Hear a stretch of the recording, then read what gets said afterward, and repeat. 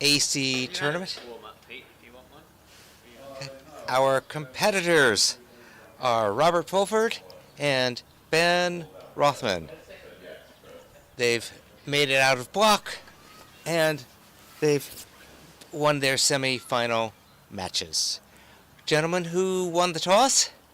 Ben. Okay. What did you choose to do? I chose to play second. You chose to play second. Rob, what colors did you pick? Red and yellow. Okay, play well. Thank you.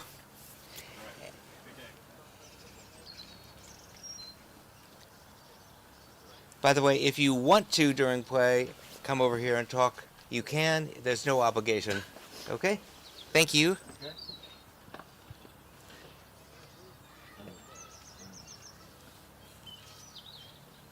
This is best 2 of 3. And this is color order AC, which I'll explain as we go.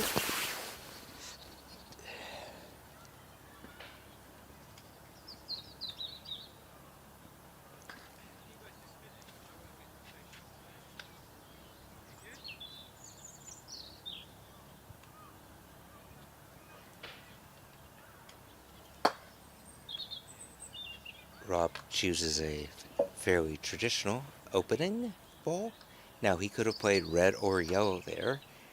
His choice doesn't matter. What matters is what Ben does here. And we're thinking third ball, which is red. Okay. If Ben plays black, which he's going to, and then red plays and hits black, he can go to yellow. But if red plays and goes to yellow, he cannot then go to black, because blue is in the color order of the game, even if he's not on the lawn. So in this game, you roquet a ball, and that determines the color order of the next 2 balls you can play. You don't have to play them, but in order to continue your break, you have to play in color order. Then, if you make a hoop, your roquet can then be on any ball and reset the color order until the next hoop.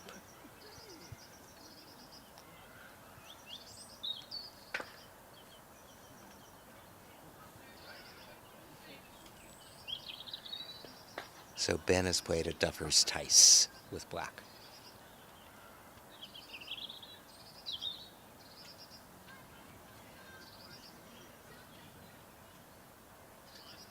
And it tices in 2 ways.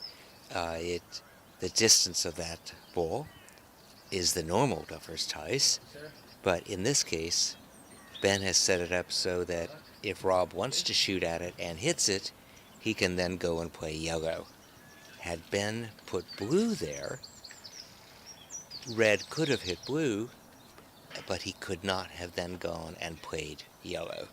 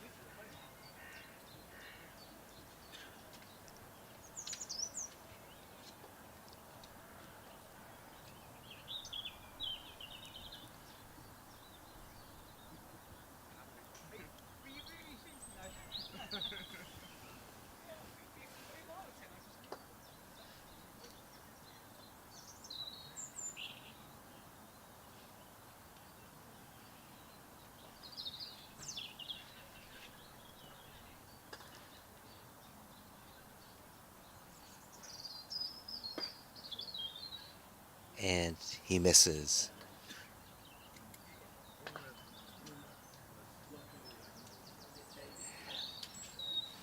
A key component of the color order is, if you think of peeling, if black is peeling blue, In traditional AC, you could have either red or yellow as the escape ball. Here, there's only one escape ball.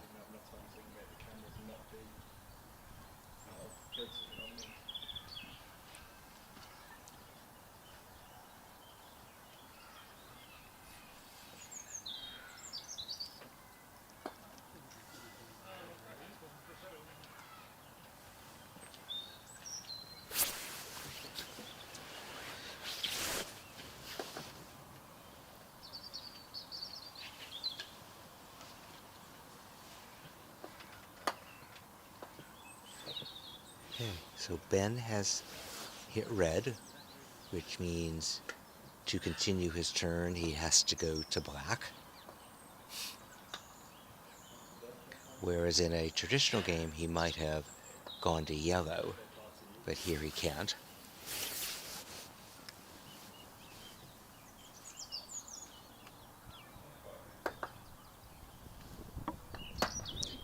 He's sending, well, he was attempting to send red to be Pioneer at 2, getting the rush on black, which he got.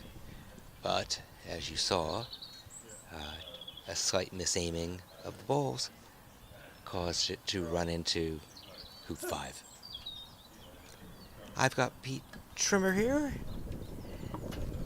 Yeah, so this has worked out nicely with getting the rush. Obviously, he wouldn't have wanted red to hit the hoop, but if he can rush to 1, he can then rush across to yellow, and then go from yellow to red. So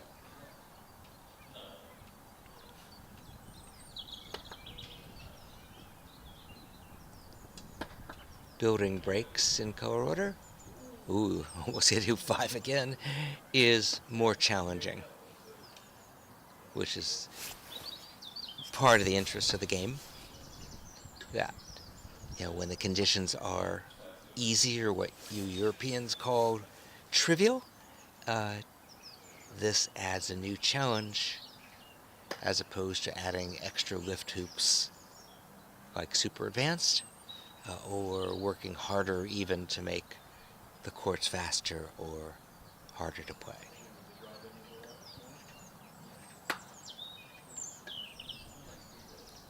Great shot. Yeah. Great shot.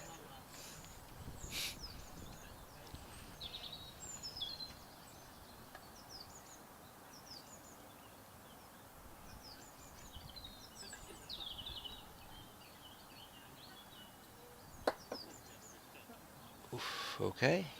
Turn ends, of course.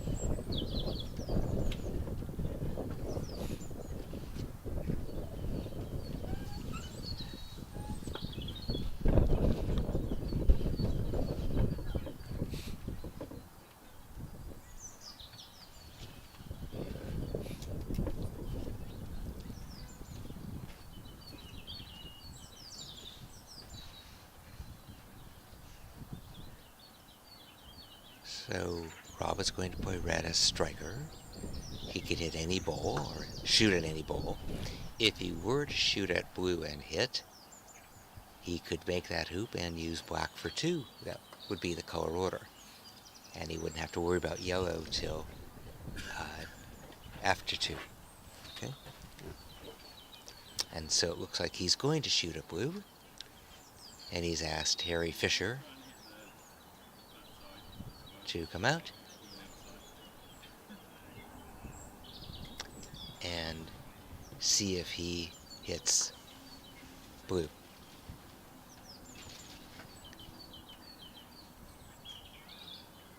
And this is a situation where if he'd shot at one of the other balls, black or yellow, he'd be giving Ben proper opportunity of a break.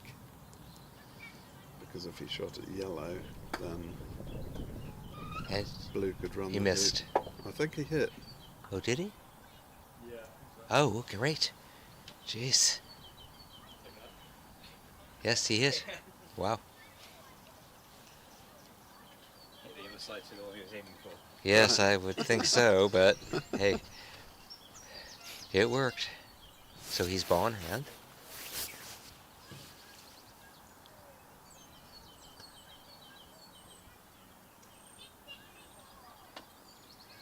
Puts blue through.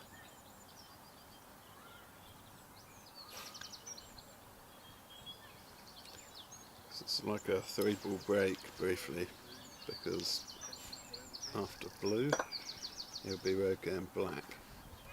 But it's also a pop. Can't go to yellow. Yeah, yeah. So he's very happy to pop the opponent through a hoop or two, because it makes it more likely that Ben would have a delayed TP, which is more difficult, of course, at COAC than it would be in the standard game.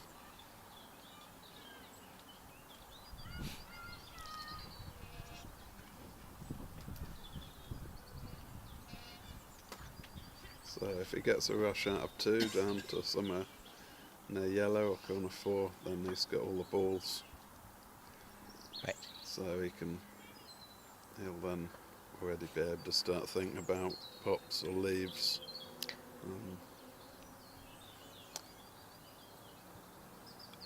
But after hoop 2, if Rob roquets black, which is what we would expect him to do since that's the only ball over there, he cannot go to blue. So in the traditional game, you could run a 3-ball break for a while and pick up yellow when it's convenient. Here, you have to at least touch yellow in color order.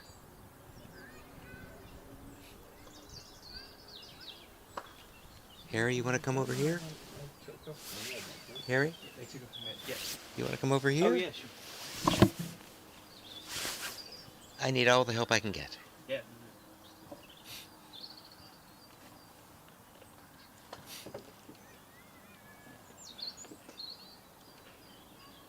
Yeah, so it's got a nice rush pointing towards yellow. So black will probably become the pivot. And it's going to be a standard procedure here, I expect. So he'll try and rush yellow somewhere down near blue so that he can stop it back to be a pioneer at hoop 4. So Harry's using terminology we invented for this game. We call what you do with the balls procedures, and the procedure is identified by what it does to the functional purpose of the ball. So at every hoop there will be a reception ball, a pivot ball, and a pioneer. Now they don't actually have to be in traditional order where you'd want them, but reception is by definition the first ball you hit, pivot is the second ball you hit, and pioneer is the third. So coming out of hoop 2, Rob hit black, okay, rushed it across, and as Harry said, it looks like Rob's going to make it so that when he comes out of hoop 3, the order will be blue, black, yellow, which means he will have advanced each of the balls one functional step. So black was by definition a reception. He will now be pivot for the next hoop. Yellow was pivot. He will now be pioneer. And blue will go from pioneer to reception. And we call it that one-step advancement the standard procedure. And as you'll see, it is what most people think of as pivot swap. That's right, and Rob got a little bit unfortunate there with his croquet stroke on yellow, and that the striker's ball ran into blue, meaning he lost a little bit of the tightness of the break because he had to take off to the hoop. He's made the hoop well and now has a slightly longer croquet here. He's coped with that fine. So as we were saying, the first ball is hit. Blue sets the colour order, so it will be blue, black, yellow for this hoop. But he's already thinking of what's it going to be when I make the next hoop. And so the standard procedure that we've been talking about would be to send blue from its role as reception ball. As Howard says, you add 1 so it becomes the pivot. And it goes over to black, which is currently the pivot, and that would become the pioneer at hoop 5. And then it would make yellow, the current pioneer, and it will become the reception ball. So everything advances one in that sort of scenario. What he'll be trying to do now is work out when he gets to probably hoop 9 or wherever he's planning to finish this turn, can he get the order of the balls, the colour order and the functional order to line up so he can do the most powerful leave. So, and what's interesting about that is if you think of setting a diagonal, which he probably won't do, knowing Rob, but if he were to set a diagonal, he is playing red, okay? Red would like to rush yellow off the lawn and give yellow a rush to somewhere on red. But if he's going to have yellow be the last ball he plays after hoop 9, then the ball that he would play before that would be black, and the ball he'd play before that would be blue, which means that coming out of 9, he would probably have blue as the reception ball. So now the question is, you can do arithmetic, we call it the arithmetic of color order, to decide what procedures you need to engage in during the next series of hoops to make the balls be in that position when you are at hoop 9. It sometimes can be just standards. It sometimes requires you to advance through the functions not one step at a time, but perhaps 2 steps at a time, or even 3 steps at a time. And we'll see those as they occur. Yeah. So I think in the current situation, he's made hoop 3, and his partner is the pioneer. So if he wants, as Harry described, to finish his turn going from black and lastly playing yellow, he actually only needs to do standards if he's planning on making 9 hoops. Yep. So in terms of the colour order, we'll probably see a lot of standards. However, given that Ben has been popped through hoop 1, I would expect Rob's going to go for a slightly more forcing leave than a diagonal spread. He's been very keen on putting the balls on the backs of hoops. Yep. But obviously that last shot that's put the ball into the jaws would not have been intentional. Right. So that may force him to stop thinking about the perfect color order after hoop 9, but recover the break. And then do the arithmetic again. Yeah. My personal guess is that Rob isn't yet doing the arithmetic for the end of the turn. I think he might be thinking about pops and Yes. and potential leaves. So he already has a pop on blue, is it? Or black? On blue. Blue. Yeah. Okay. So you'd either want to do another pop on blue, another very forcing leave on black, like with black behind hoop 1, or you might choose to pop black through a hoop so that Ben will start from hoop 2 regardless. But the important thing to remember is blue has only one escape ball, and black has only one escape ball, so it becomes more difficult. And we're losing our co-announcers here because they're playing Waterford doubles on the next court, and they're now on the lawn, and we will hopefully be visited by their opponents.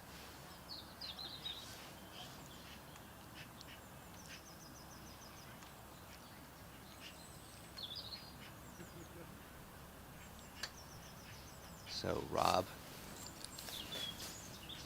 roquets black as the first ball coming out of hoop 4, which establishes the color order as black, yellow, blue.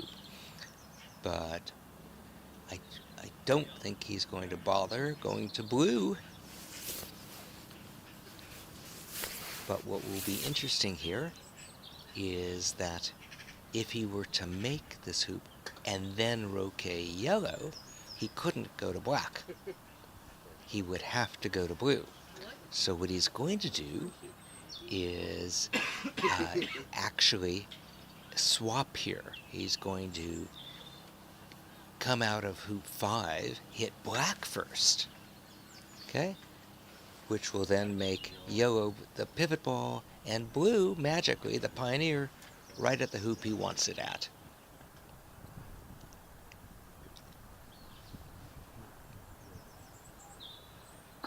So this is what we call a 3 load and hold. We define a load and hold to be any time the ball you last use, which in this case is yellow, is not the ball you first used coming out of the hoop. Now, I believe he's going to hit black. He has to, yes. Whereas in traditional, you wouldn't care between black and yellow. Now, he can, okay, he can hit yellow and then go to blue and leave black, which is what it appears he's doing. So he's going to use only 3 balls to make hoop 6. But after 6, he's going to have to come back to black if he makes it with blue and goes to blue, which is what he's doing.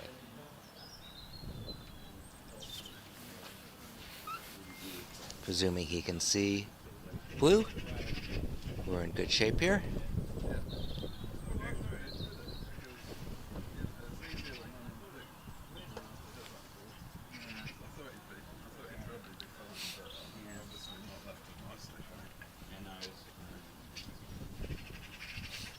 Well, gentlemen, you're back. That was quick. Yeah, that was sadly quick. I played a slightly off. Greg is Jack. I played a slightly off shot. Mm. To rush a ball through a hoop and we ended up very angled on it. Meanwhile, Rob chose to leave black here. Mm-hmm. So he did a 3 load and hold at 5. Okay. So now he just played blue. So he has to go to black, which is not so bad because he wouldn't mind black at 8. And nicely, we know, well, if he's setting a diagonal in particular, he's got partner at the right spot. But that may not be his desire.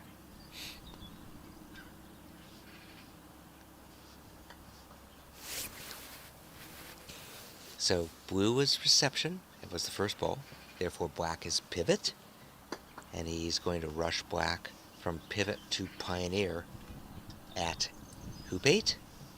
Take off to yellow, which is the pioneer ball, and make hoop 7 off of yellow. And he'll be back in color order. And in the perfect order to set a diagonal if that's his choice.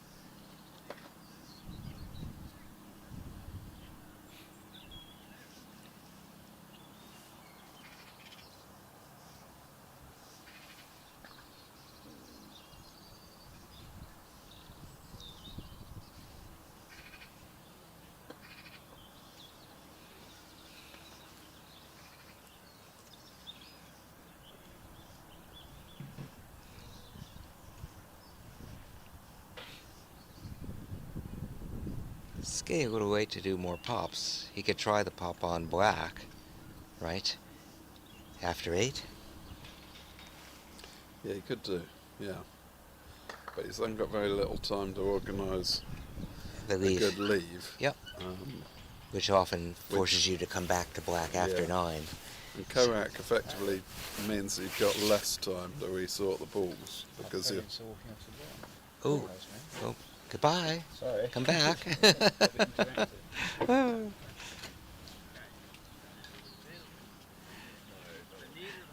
Okay. So, he's sending yellow. Ooh, he went too far on blue, but he's sending yellow from reception to pivot. Blue's the pivot ball, the second ball. And let's see if he just sends it to 9 to going to black.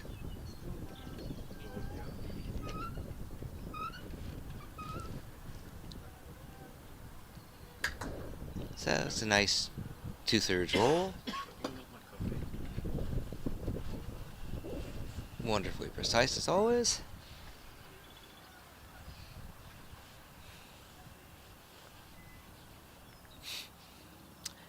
Now another thing he could do is choose to, yeah, he can put black in the hoop, which he likes. So puts black right by the stanchion. Yep, comes through.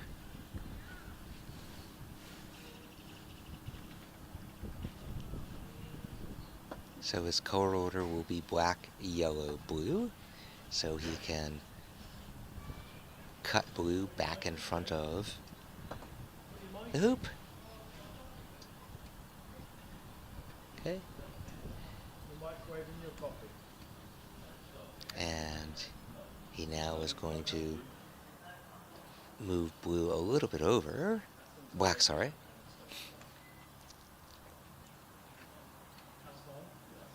Going to yellow.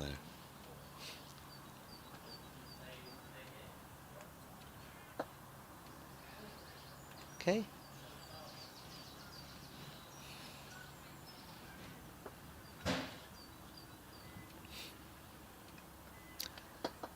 I believe he's going to go to blue, but come back and adjust black further. Yes, and escape with yellow. Because black is not in the jaws of the hoop, which means it can be seen from a block.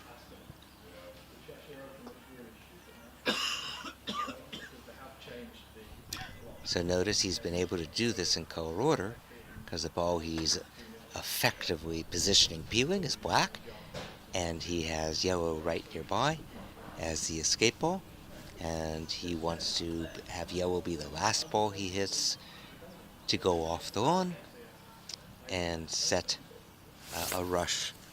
Red will set a rush for yellow with red.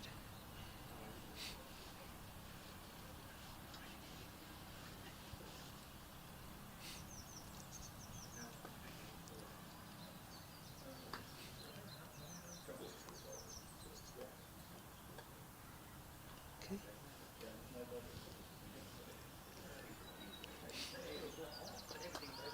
Mix it.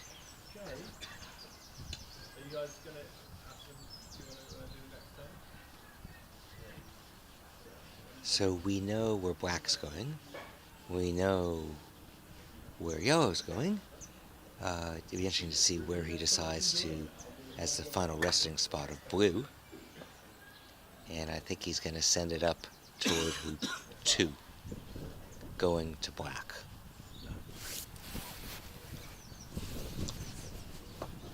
Now for us mere mortals, while sending blue away is pretty easy, getting to black and then being able to push him further into the hoop requires an accurate croquet shot.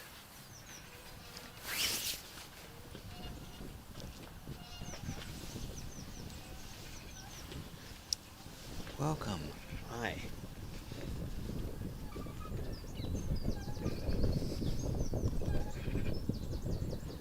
So we're setting a leave here. It looks like we're setting up for Rob's favourite Yes. colour order leave. Yeah. And that should make it very possible. Welcome. Thank you. Hi, Howard. What happened in your game? We were trying to dig out a delayed triple, but blocked a hoop, then missed a slightly longer roquet than we should have had in the middle of a break, but never mind.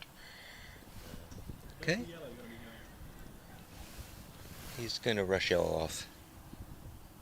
Yeah, I just think people at home might want to have an idea of where yellow's going to go. Yellow's going to go to the east boundary and have a rush on red.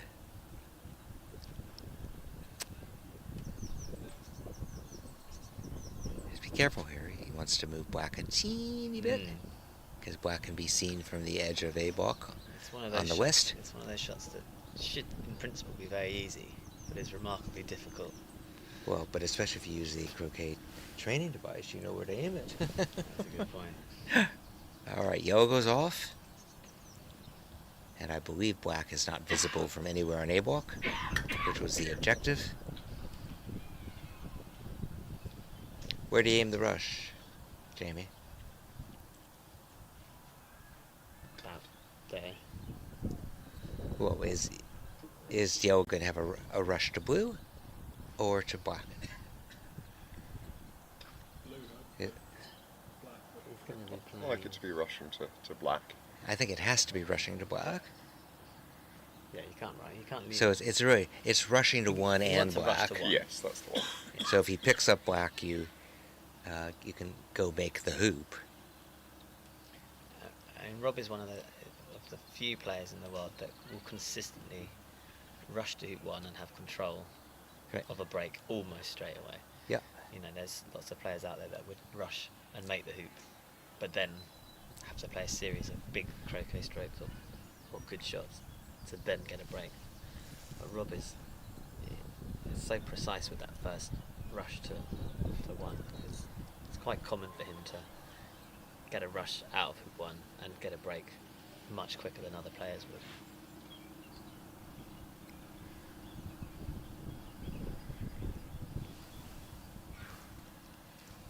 So he wants to find some spots to put balls here that don't concede a double from a ball, and also don't give black a double from where it currently is. He'll be leaving his rush ideally straight towards black, so it should be a single ball. And what will Ben do? It's blue on 2 now, isn't it? So, Yes, blue was popped. but he'll probably want to move black all the same. Rob's quite far south here, so shooting from B bulk doesn't look that attractive. I'd be inclined to shoot at Rob's balls from A bulk with black, but we'll see what Ben chooses. Okay. Yeah, We- I mean, whenever I play Rob, I think you just adopt hit the shortest shot, regardless. Sure. Because there's no point in taking a long shot that you're very unlikely to hit in favour of. Right. A defensive Maybe strategically side. better, but you're not going to get another turn, so who cares? Exactly, so.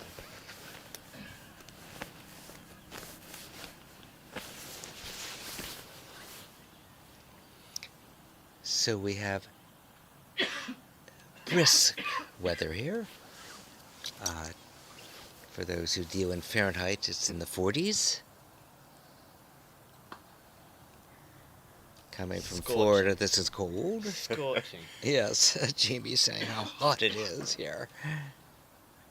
And apparently we've had fabulous weather for England. We have had fabulous weather.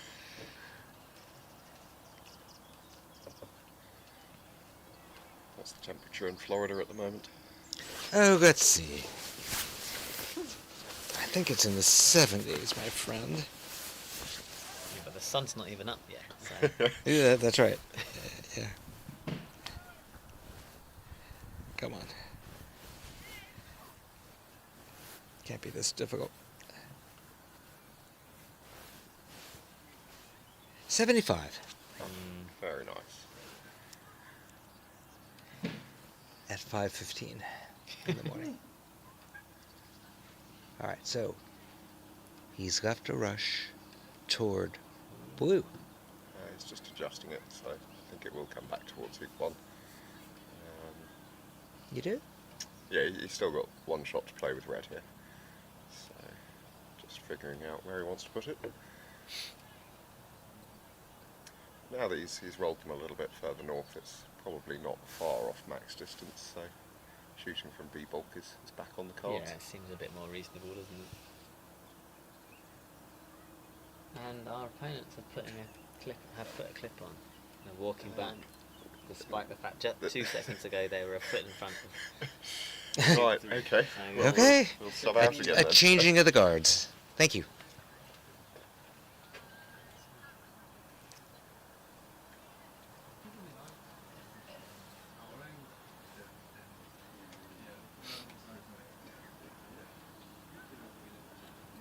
Well, we had a whole long chat about it.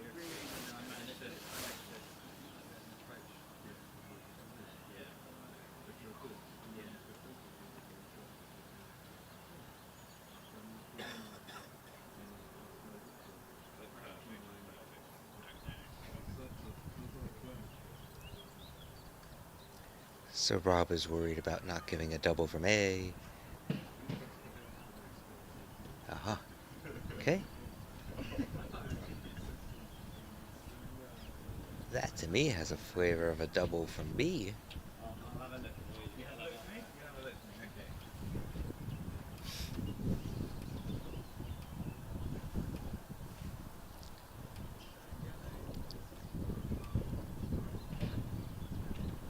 So we keep getting new co-commentators as the game progresses in the Waterford doubles.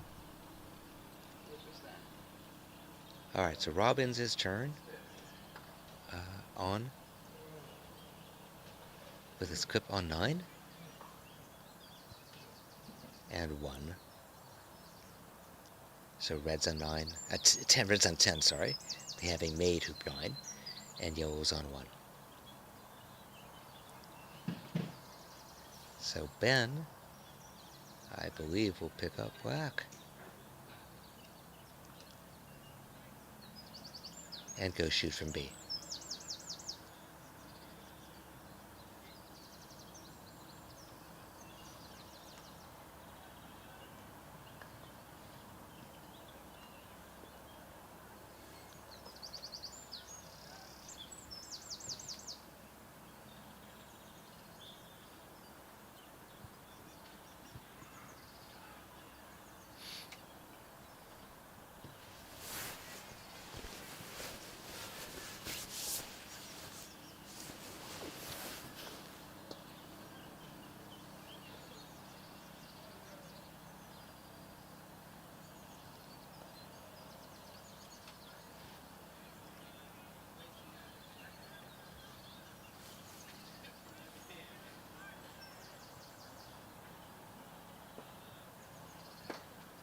And misses.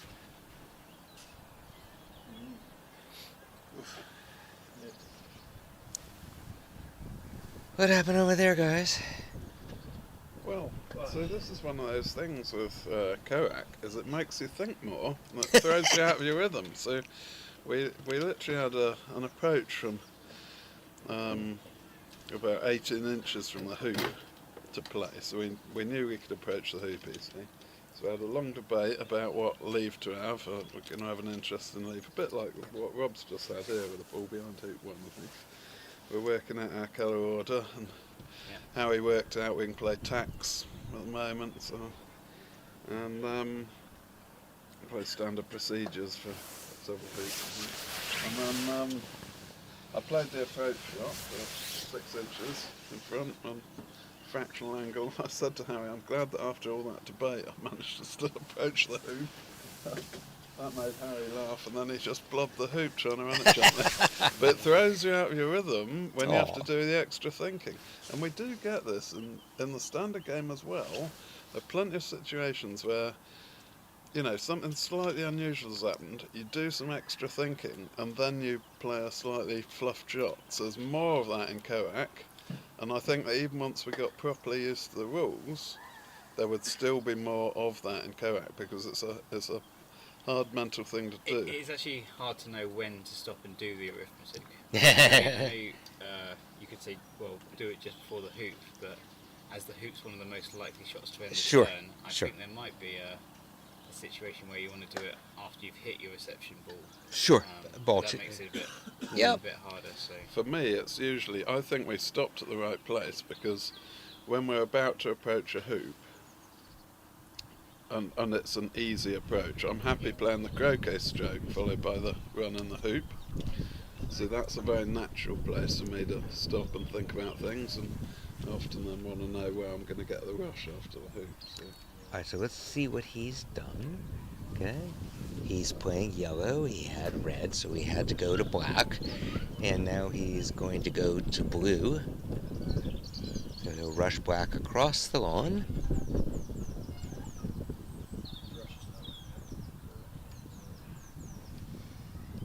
Big rush, which he gets nicely. He'd like it more angled, more toward blue if he could.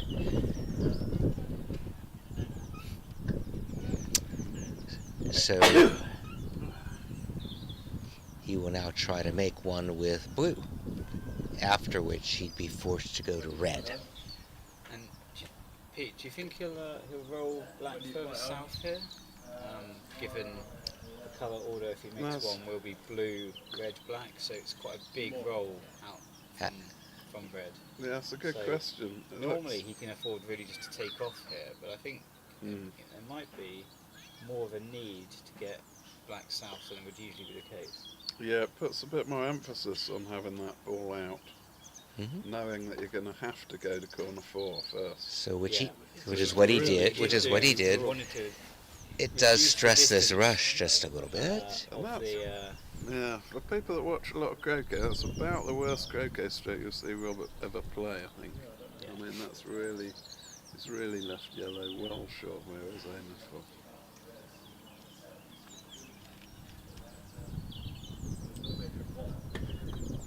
That's a nice cut. That's an Great awfully good rush. As Harry was saying, it's because Robert's probably playing a different stroke to what he would naturally have been playing from that position in the standard game. So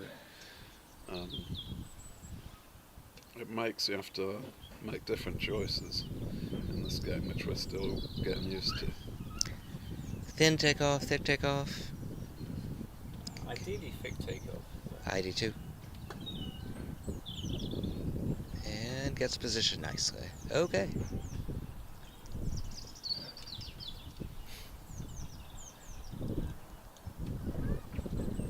So now we're thinking triple.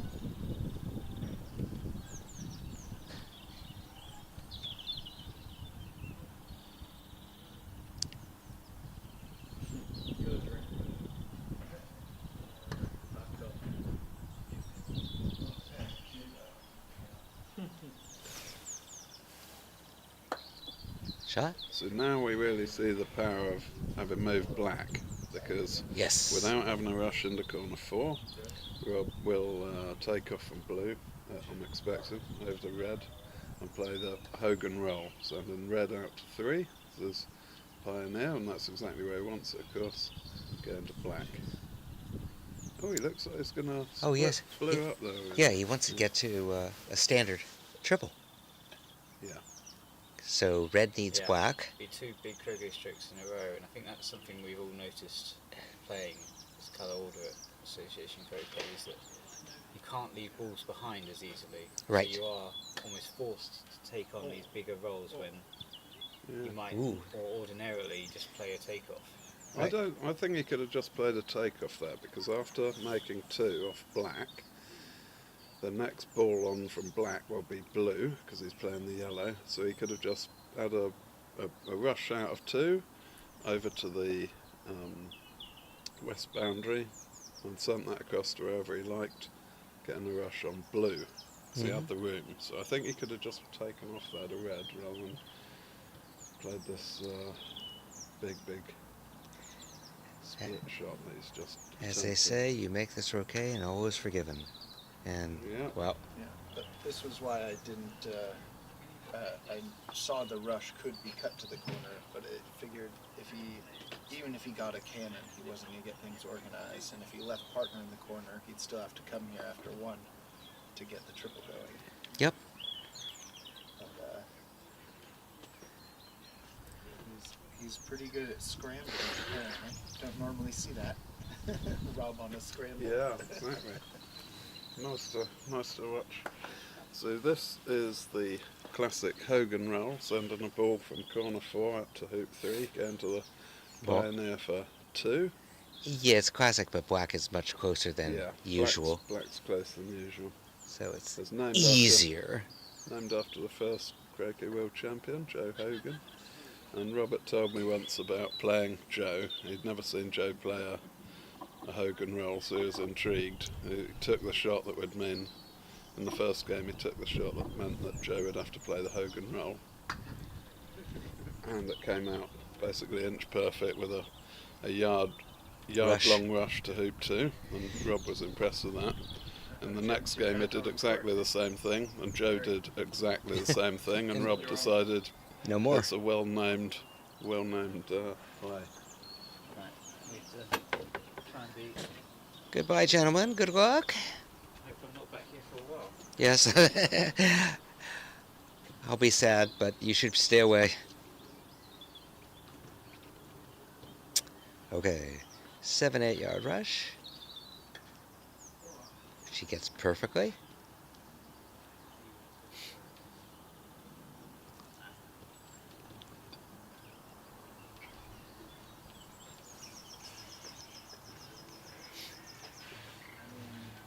So you're going for the peel and then the lead.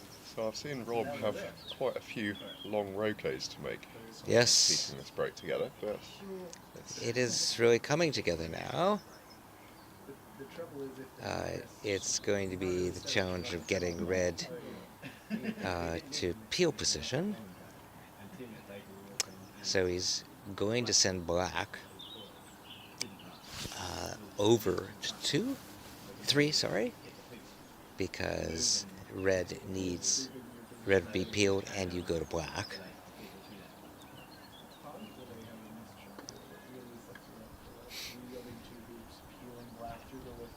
so Blue's then going to want to be the pioneer at 4. Is that correct? Right. Going to red, rushing red over, making the hoop and hitting red and peeling him.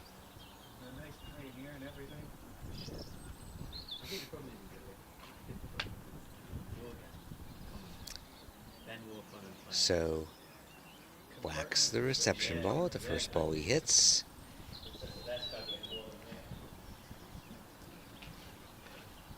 Well, Aston, I'm going to be forced to commentate my own game. Oh, feel free, Ben. You're on one. Oh, what? That's not possible. I think they improved your position as well. Yet They again. set a nice pioneer. Okay.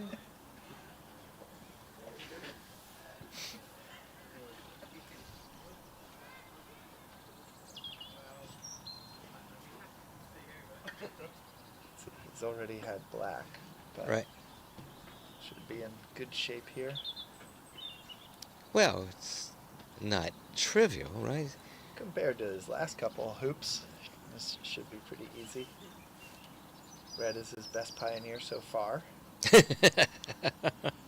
he doesn't have to get behind any line balls. But he does need to rush red and Yeah, get him to peel position. and not hoop and roquet black. Mm. That was Jamie was talking about him and Pete running their third turn 3-ball, and he said, you know, they didn't try to load and hold a pioneer, they just put a pivot out there. The real problem is if you run the hoop with a little extra momentum, a hoop and roquet on the second ball you're allowed to hit really ruins the 3-ball. And so Yep. they had to start putting that pivot off center so that if they ran the hoop a little too firm, they had a lower risk of hoop and roquet, Mhm. thus losing any rush to the next hoop and having to roll away to a 2-ball or a leave. So yeah, Rob has put So- black in a good position, and I think he's got red blocking his possible hoop and roquet on black. Yes, so he makes the hoop, peels, goes to black, and then to blue. Now it's just standard procedures with the balls in relatively ordinary positions. His PLE being an out of position pivot shouldn't be too difficult as long as he keeps it on lawn. Now he has rushes, pioneers. It's looking easy from here. He's just got to make sure that he doesn't have an adrenaline drop off. But Unlikely. he's quite experienced in managing his So mental peel's done, state if we even saw. as things get to the easy Okay. position. So he'll send black to 5, going to blue. Now, if you're playing a traditional game, you could consider not visiting red, but not in this game. So after making hoop 4 with blue, he has to go to red. Which is not a bad thing if you can get your red over to... Sometimes in 6. traditional AC, if you don't get the rush out of hoop 4, or if you're unfortunate You'll and skip. rush the blue into hoop 4, you can leave Peely alone. Right. But not in this game. So he makes it, sets up for a very nice rush out. Did they hit the jaws ball with blue, Pete? Did blue just hit black? Yeah, blue just hit black.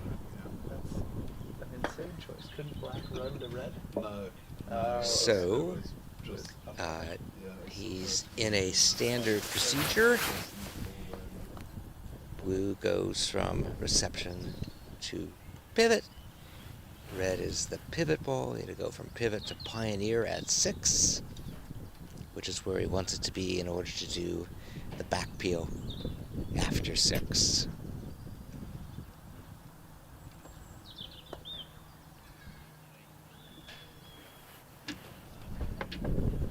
Now he can send it a long way down if he wants. That's usually what Rob does because he's got a lot of faith in his croquet strokes and that he doesn't have to have a precise takeoff or a precise Right. rush to 6. Yep. Just had to club this somewhere south and east of black.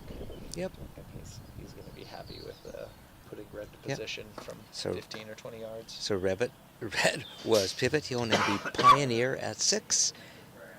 Rob will go to the pioneer ball at 5 and make it and send that ball to reception. I heard you guys talking about when to do the arithmetic, and I agree that it's not always a great idea to stop and think about things right before a hoop stroke. But what I'll do is I'll make the hoop, and if the roquet or the rush after is trivial, I just step back to in front of the hoop Pretend, yeah. and pretend I'm one shot earlier. Yep. Because the problem with scoring the hoop first is if you view yourself as if you For score which hoop hoop? 1, Right. you're now 4 hoop 2. If you do the arithmetic that way, you're off. Right. And so you have to step back to in time one shot. Correct. In my case, to then do the arithmetic to figure out how many expedites or TAC and 3-fix or repeats you would need to do to get the break where you like. So this is just a standard, This is all standard, so he's not having to stop and do the arithmetic because and he knows that. peels keep going, then the standards continue. You can just keep standard procedure all the way till the peg out, basically, or maybe till the rover peel. Yep. Maybe a little, what was that, expedite there at the end or something? I think it's a repeat. A repeat, I think. Okay. Blue to 7. Pioneer. Going to red. I think it shouldn't be a repeat, is it? So if he gets the peel after 6, then Yeah. it's pivot. And then, so if you are 4 hoop 6 and you Mhm. have peely as reception, Yeah. then when you're 4 hoop 11, what you want is peely as pioneer. So in 5 hoops from reception to pioneer, it should be just standards. Yeah, but coming out and of then after 11, yes. it's a repeat. Yes. But you don't have to load a pioneer, so it's a very small load and hold Yep. of sorts. Yep. In fact, the load and hold is the straight peel, so Correct. that might be the easiest possible load and hold, is the Irish peel, where you don't actually need it to go down to the next hoop. So here's the peel attempt. And by the way, Mark just took game 1 in the best of 3 for third. That has a 750-pound prize for the winner, I believe. Runner-up in that match will get 250 pounds. Yep. And they opted for a best of 3 instead of a single game, which Yep. I think bodes well. Means they must enjoy playing. Either that or neither one of them wanted to lose 500 quid in a single game. I think that might have played a part. All right. So the peel is done. Red was the ball that was peeled. He goes to black. He's going to send black from pivot to pioneer. And without any funny business, this might be his last chance to get an early rover peel, right? If he were to get a great rush down on red, he could do a He could. TAC. Yep. Otherwise, red is supposed to be the 3-back pioneer, so I guess he could try the wily peel after 3-back and rush red over to try to peel as a back peel, but I don't rushing think at he's 7 going to do yards. any of that. Yeah, we had a bit of a debate, didn't we, about whether it was Up best to to do two the back. repeat, or whether Well, it's PA supposed did to a be free the fix, three Yeah. back Pioneer. another way of doing Red. it. So there's a few different procedures Well, no, he can, to get the peel he going can to put blue three to back. 3 back now. He can bring red down and have it as his reception ball after 2 back, Yeah. rush it back, he'll go into black. Yeah. He can. Alternatively, if he just sends blue to pivot, red to 3 back, then he can leave black as pivot near rover, send blue to 4 back, and after 3 back, he Try can the try the try peel the Wiley rushing over there. from 3 back Oh, to get the that's peel. interesting. What does it do for the? What does it do for the rest of the break though? If Yeah. it's just an out of place pivot that then is supposed to become the Pioneer after 4 back, but instead he's just put blue as pivot and red's going to go to 3 back. Yeah. So we'll see if he Yeah, goes for rush that after rush that. after 3 back or not. Mhm. Yep. Which is fairly cautious try because it's reception ball going to pivot. Right. And then in theory, it might mean that he has to come. He was going to have to come all the way back down 4 back and take off back up to penult, but that's not too out of the ordinary for a Mhm. traditional AC triple to take off from the PUE back up to penult. Bye. All right, Harry and Pete back on lawn. The 2 hoop break fails. Yeah. 1 hoop break over there. No peel. They had an Man. opportunity to peel their partner through a lift hoop and get to the peg. All right, so Rob has made hoop 8. Okay. So the standard procedure once again, sending reception ball black to Pioneer at 4 back. And then No. send black to pivot. Pivot, Here at yes. pivot by rover. Yeah. And then blue goes It's- from pivot to Pioneer at at 10. 4 back. Yep. And red will go from Pioneer at 3 back to reception.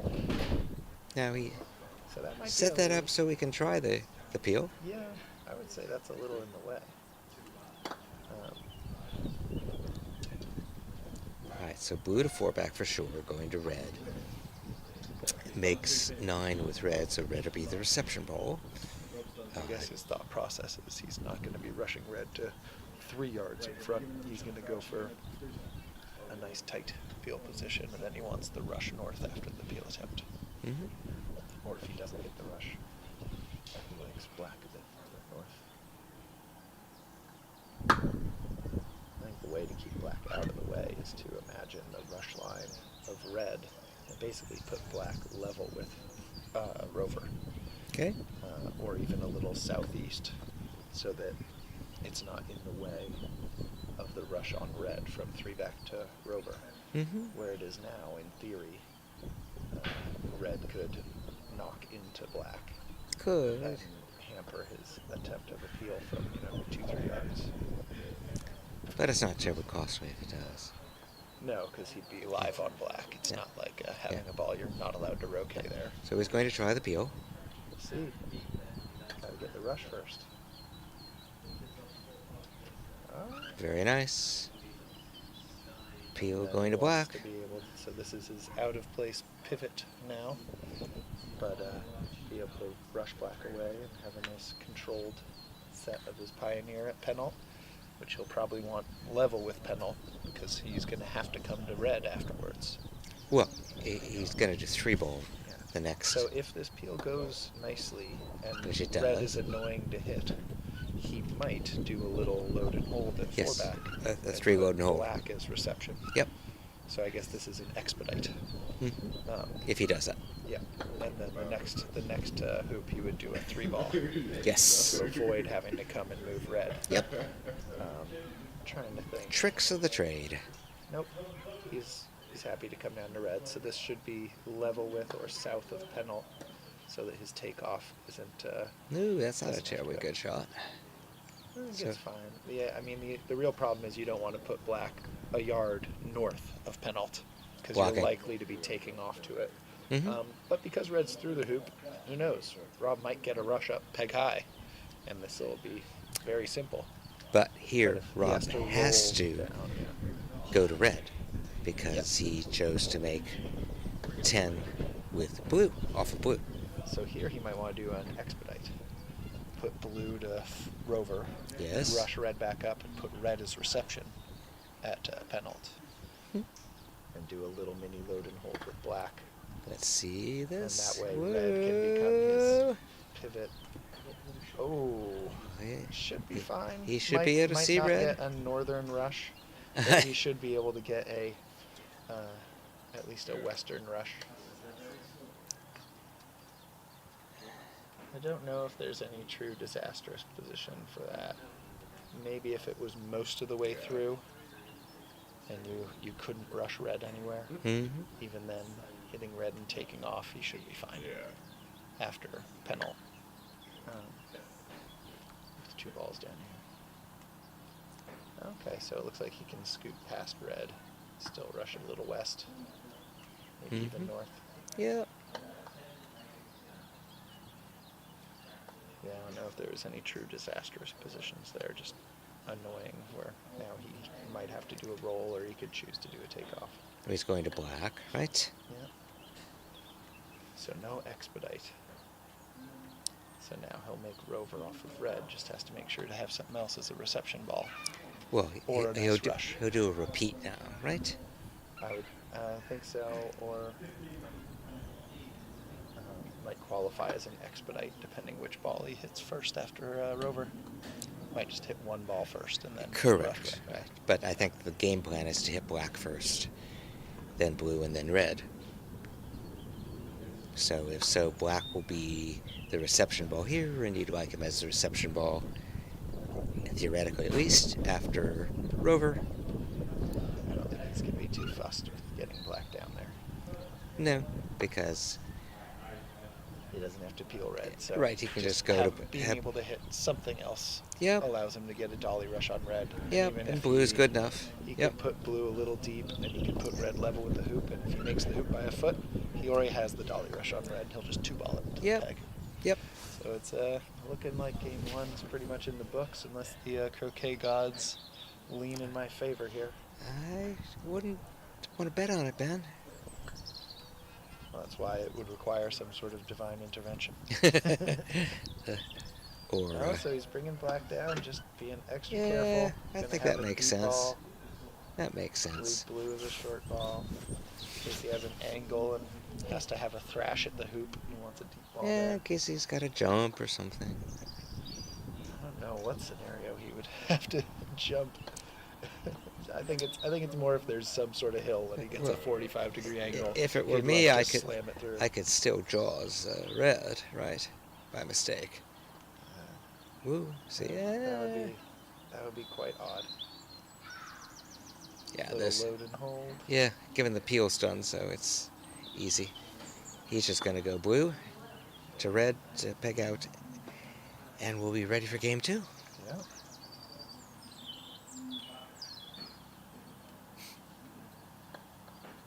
Was worried it wouldn't warm up, but the wind is so still that it's quite nice, even though the weather report said it wouldn't even get above 60 here.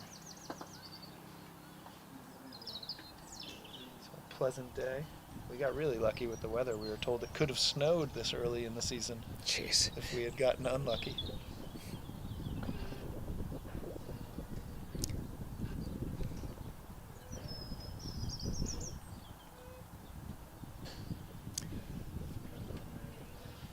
So looking like plus 25 TP.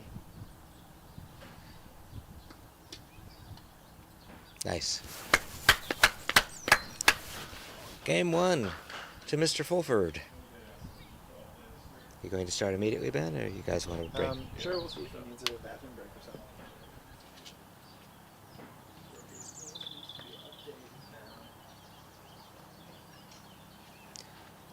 So you and take a 2-minute break? Yeah. Thank you. You're off now? We'll just mute you now, Howard. Thank you.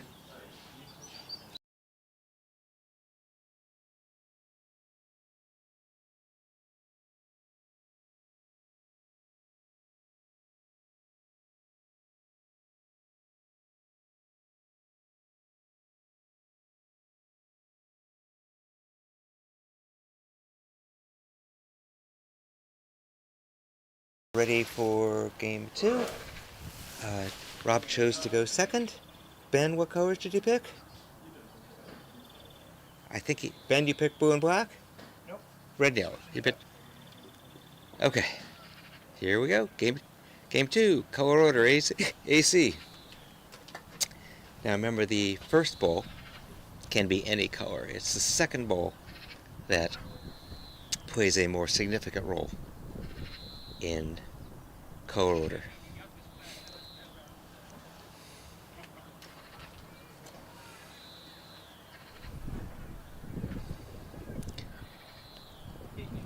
So I'll stay in this lighter coat until I get cold, in which case I'll go back to the great blue. Yes. We had a third turn yesterday. You having one now? Oh, good.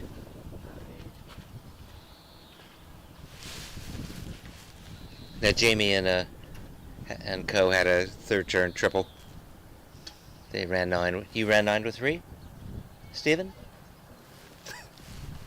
He seemed very pleased with himself. So. Yeah. All right. Yeah, it looks like he's. Okay.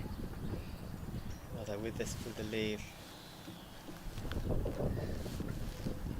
Okay, so Ben went a little north of Route 4 with yellow as the opening shot. Rob has chosen to play black. He could have played blue. And so far, I've seen most people shooting at this ball. Okay. I'm not sure what you get if you hit. Besides practice hitting. Well, that's you get fine. the leave where the 2 balls are on the south boundary. Yeah. Yeah, I understand. Oh, is he going to? Yeah. Well, that's why it's good that he's hit. But Okay. now we'll find out what the Yeah, response right. will Had he be. missed, I couldn't lag out to the lawn Yeah. because yellow can't hit black Yeah. and then red. Yeah. No, I So think he if likes the he roll missed, off here. I can't Let's just see. set a buildable break. Mark, did Stephen go around third turn? Correct. Yeah, very good. Yeah, very good. He can't control himself. Yeah, second. Okay, so it looks like Rob is going to roll these balls off such that yellow is to the west of black, which means that red can hit yellow but can't hit black. Yeah. So color order applies throughout the game, even when balls are not in the game. So at the opening, it applies with only 3 balls. And later on, if there's a peg out and there are only 3 balls, it applies. And changes the play of the game pretty dramatically.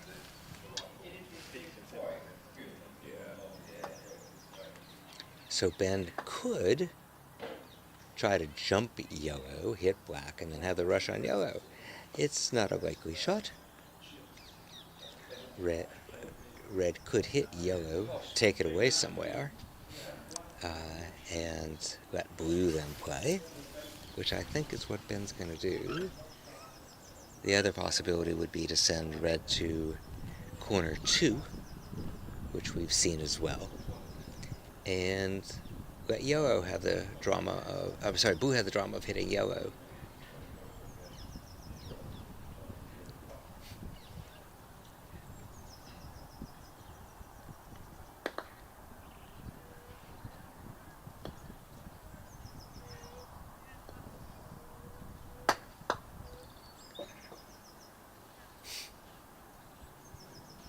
So that wasn't terribly dramatic. The question is, what does he do with them now? Yeah. Because blue will have a short shot on black to enter the game.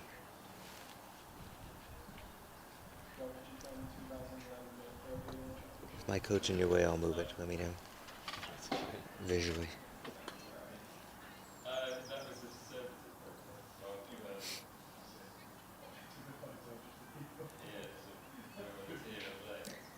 So when blue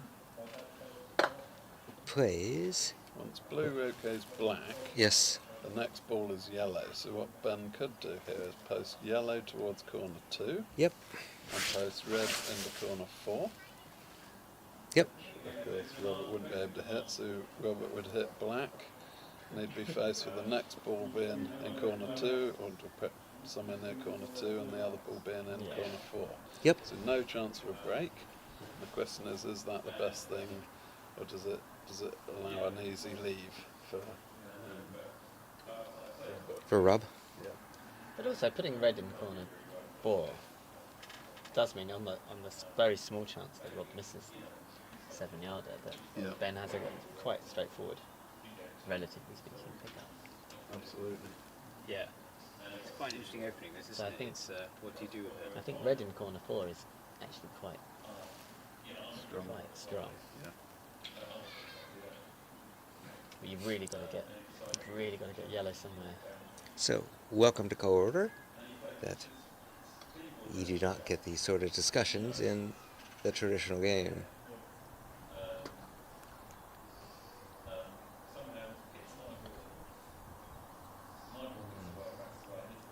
That go out? No, it's in lawn a bit. So if Rob were to hit black, it's not too far for him to just take off the yellow. Continue on.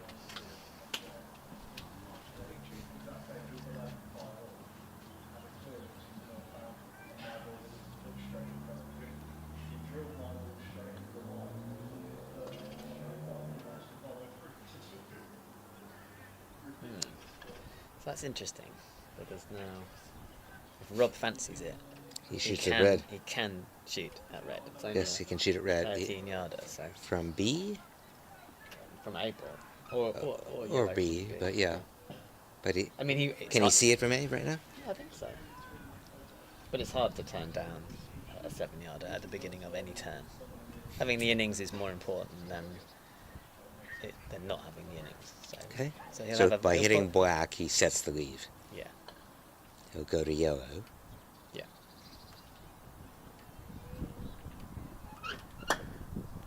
Hits black.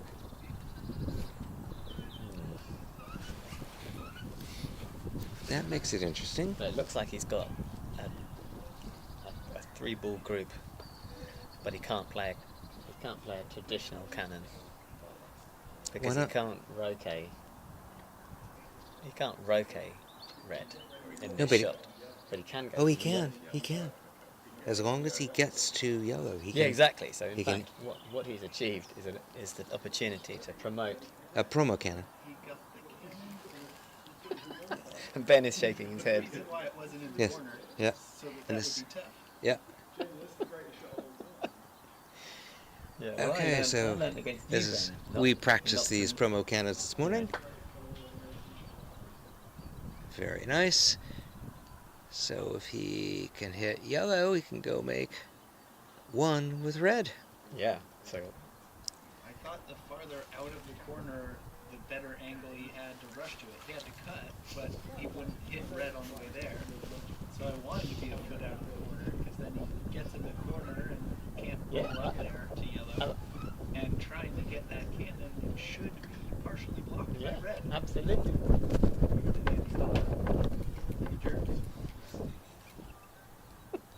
With the level of accuracy of his rush, his shot would have had the combo effect that I was aiming for. Yeah.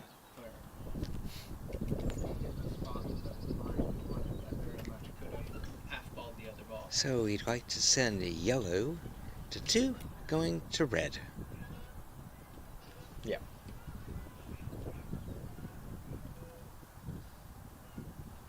Yeah, he still has a bit of work to do, but I think he'll be fairly pleased with how things have gone so far this term. Ooh. Okay, that's fine. So, in color order, he'll make this hoop and roquet red, which means he has to go to black, which is in corner 4. Now, he doesn't have to do anything with black, but he does have to touch it. Yeah. So he may choose just to leave it there. He could Hogan roll. Although, I don't like where yellow is for the Hogan, but I don't like Hogans anyway. No, and with yellow there, you. Oh. That may be end of turn, or may not. Let's see.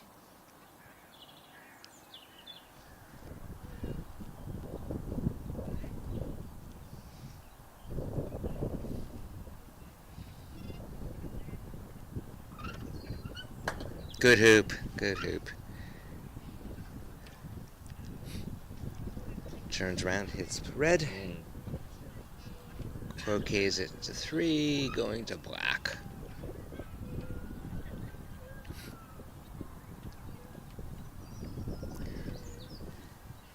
Meanwhile, Stephen ran 9 with just 3 balls. He did? Yes. He came over to ask me, was that the first? I said no. Close. Yes. Second. Ooh, and he missed. Most unusual. And so he's hoping for the second 5-turn finish. Yeah. And he's done the difficult bit, Stephen, and dug the balls out. Now he just has to get a bit more control.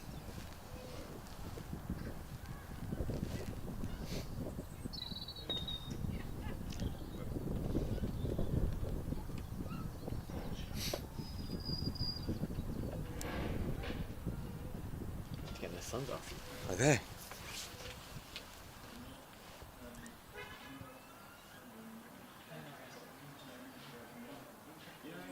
No worries. Oh, they switched teams. You're going to do that.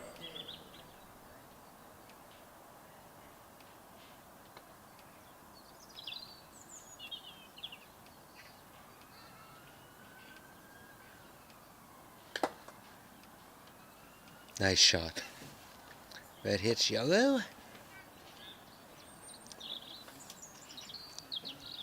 Red is for hoop 1. Okay.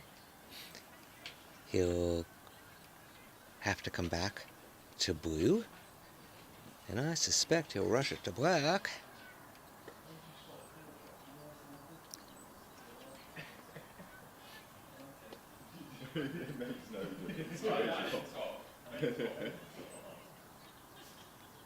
Notice he can't go to black, which is what you would do in a traditional game. He has to go to blue. So the challenge of building breaks in color order is what makes it interesting. Okay, he wanted a rush, didn't get it. Cut it. Can I have what pen? Yes. Yeah. I want what can I have? Yes. Thank you.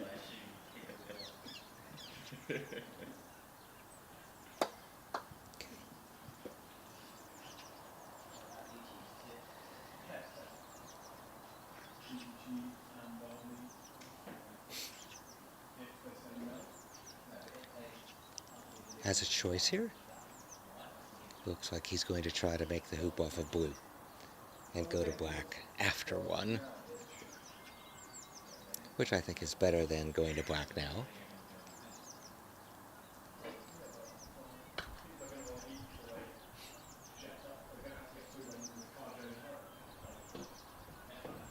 Remember, you don't have to use all 4 balls. Ooh, a little bit of an angle. Makeable, as we saw from Rob.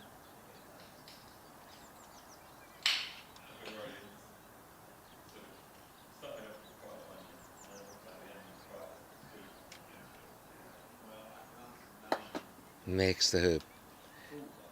He has a shot. I think he does.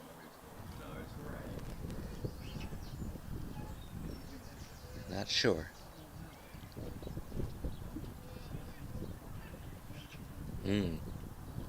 So maybe through the hoop.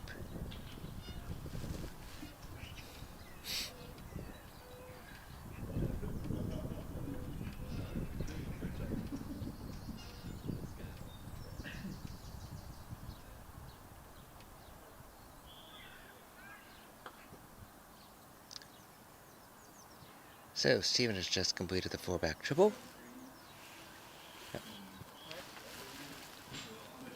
Yep. So Ben has asked for an official. Mark is coming over. Is Mark around? Yeah. Is Mark actually around? Oh, yeah, Mark.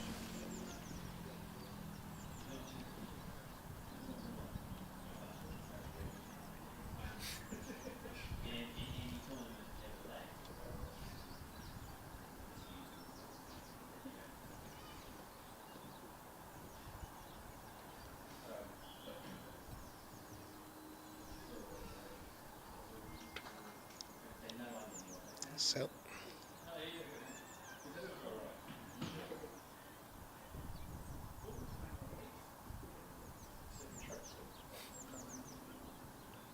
Ben's having a think.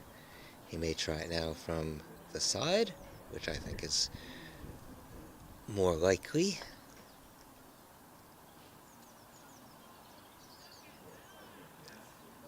And checking.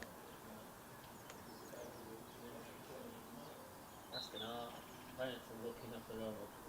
Lots of balls in the middle there. Got it. Thank you, Mark. Okay. So, red has hit blue. He has to go to black. But he can send blue to 3 going to black.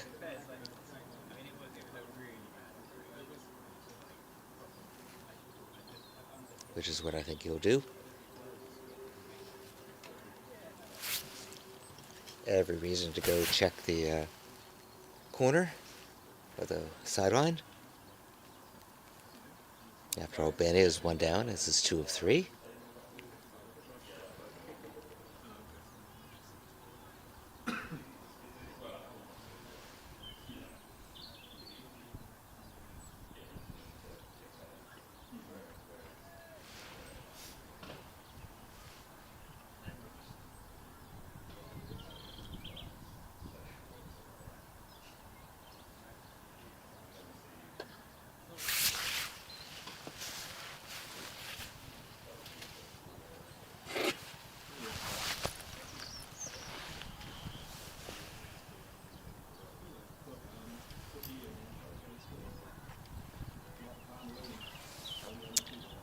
Blue doesn't have to get all the way there, but he really does want to get to black. That's... Whoa. Okay.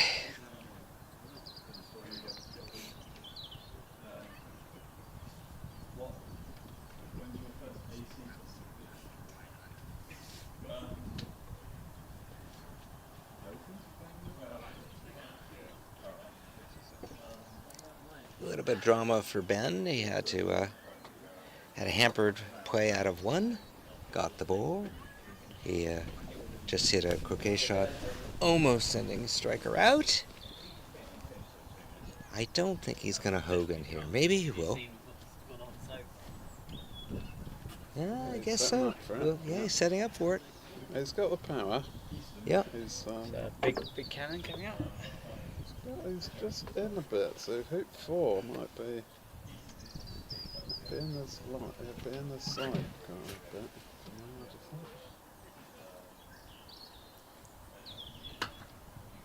That's nice. That's very nicely done. That's terrific. That's very good. Yeah. Okay. Because he could have just touched black onto yellow, and then he could have done what we call a 3-fix, playing yellow and blue to get to the next hoop, but this is much more powerful for him.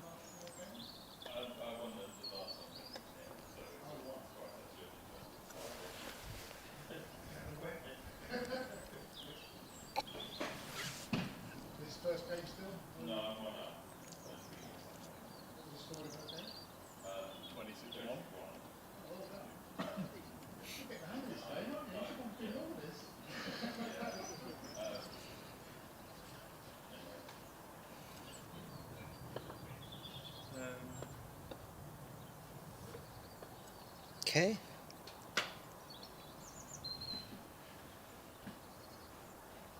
What's he do here, guys? Obviously, he's going to hit yellow. Do you send yellow to 4? Is there any? I think he'll probably send blue to 4. I think he can rush blue across just north of black, send it down. Okay. So, a reception to pivot. pivot to pioneer, which means doing exactly what you've suggested, rushing this off north of blue, and then getting the rush on blue to 3.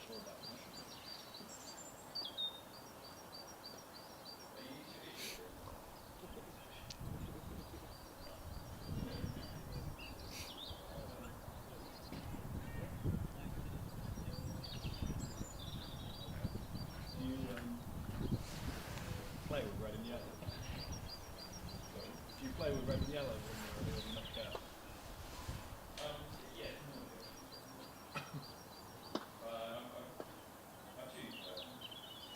That's a good shot.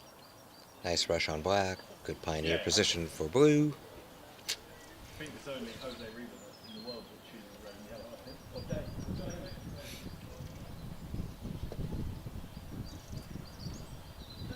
Is that really?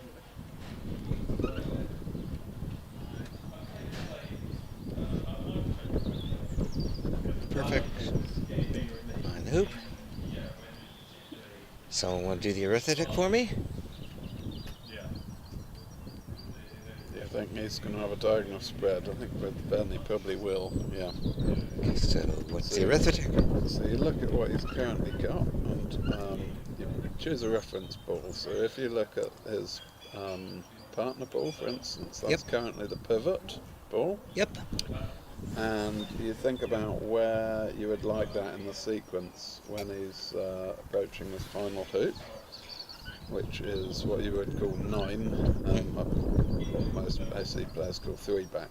Not At that anymore. point- Technically, the rules talk about 9. You're old-fashioned. Oh, really? Yes, Oh, just look okay. in the rules. Oh, okay, yeah, I'm well out of date then. But go ahead. Sorry, please. And so you think, well, at that point, you would like it to be the what you'd regard as the pioneer position, as in the third ball that you hit after the hoop. So you make 9. You're going to, hit Appa Wappa and partner, but you need to do it in a particular order. But yes, that would be third ball. So that's after he's made 6 more hoops. Now 6 modulo 3 is 0, so you keep subtracting 3s until you're in a range from 0, 1 or 2, and it ends up as 0. So that's nice and simple. So you then just compare those two positions, and you find, okay, we've wanted to go from the pivot to being a pioneer. Sorry, was it? Yeah, from pivot to pioneer. Now, if you think of Howard's circle, where it goes from reception to pivot to pioneer, we found that that's 1 step. So, because it's not 0 steps, that means he can't play his standard manoeuvres all the way. He will need 1 change. Correct. So that's Expedite. Expedite. Yep. Yeah, I've got a mental block about that word for some reason. Yep. So he just needs 1 expedite at some point, and that's usually easiest whilst going up these next few hoops. Or 2 repeats. Yeah, or TAC 3 fix. I mean, there are lots of alternatives. And he missed. He's missed blue. Whoa! I was going to say, I thought he would do it Surprising right misses now. in this game. Rob missed a 4-yarder, and now Ben has missed a 3.5-yarder. That could be very costly. Yeah, that really could be costly. That was very surprising for Ben, because his shooting's normally really one of his most reliable aspects. of his Yeah, it game. wasn't that long. Yeah. Yeah, I think it was less than 4 yards. All right, the wind's up. I think I'm shifting back to the great coat. My coat for Russia.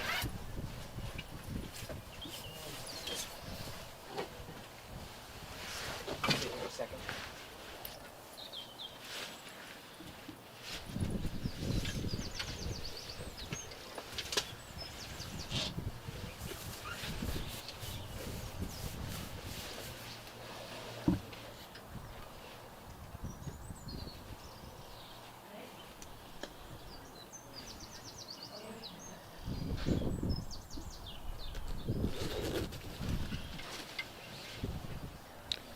So, nice and simple for Rob now to just take off behind blue, rush blue to the hoop. and get going. But of course, after the hoop, assuming that he's hitting blue straight after the hoop, he wouldn't then be going to the ball in the middle. So he won't be using yellow as a pivot, which he normally would in the standard game. He'll just send that ball out to the third hoop, going to red. So a major slight change from the standard game.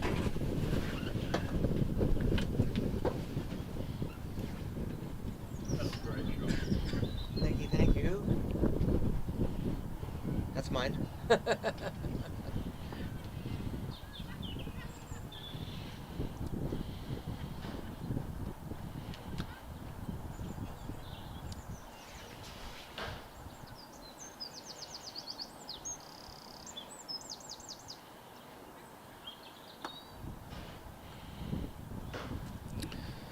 Now, at the end of this turn, Robert will want Ben to be playing yellow, so that the best that Ben can do is have a delayed triple rather than playing red and getting his ball to 4 back.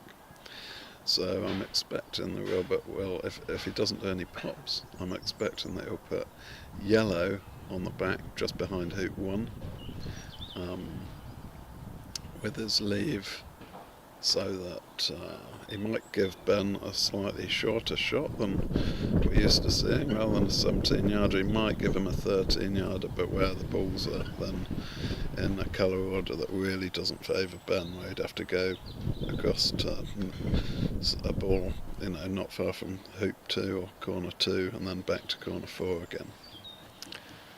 So he's probably just working that out a bit at the moment, think through the order of his play. So with putting the ball behind hoop 1, he'll do that after 2 back across. So knowing that he's going to put yellow there, he knows that having placed yellow there, the next ball that he would need to hit is blue. So he would want blue and yellow at 2 back, and red over at 3 back. So I think Rob, this is assuming that this is the leave that Rob's going to be going for. I'm expecting that he's just thinking through the order of his play. But certainly he's going to be sending blue out to hoop 3, going to red here, I think, because he wouldn't be turning around the order of balls before he gets to at least hoop 4.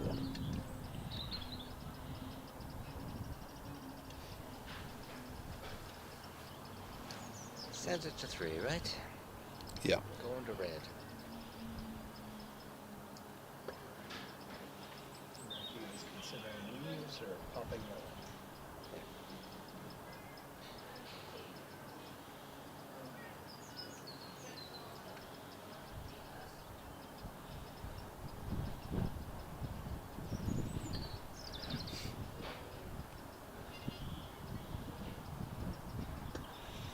Yes, another alternative, of course, is to... Oh, it's a poor stroke.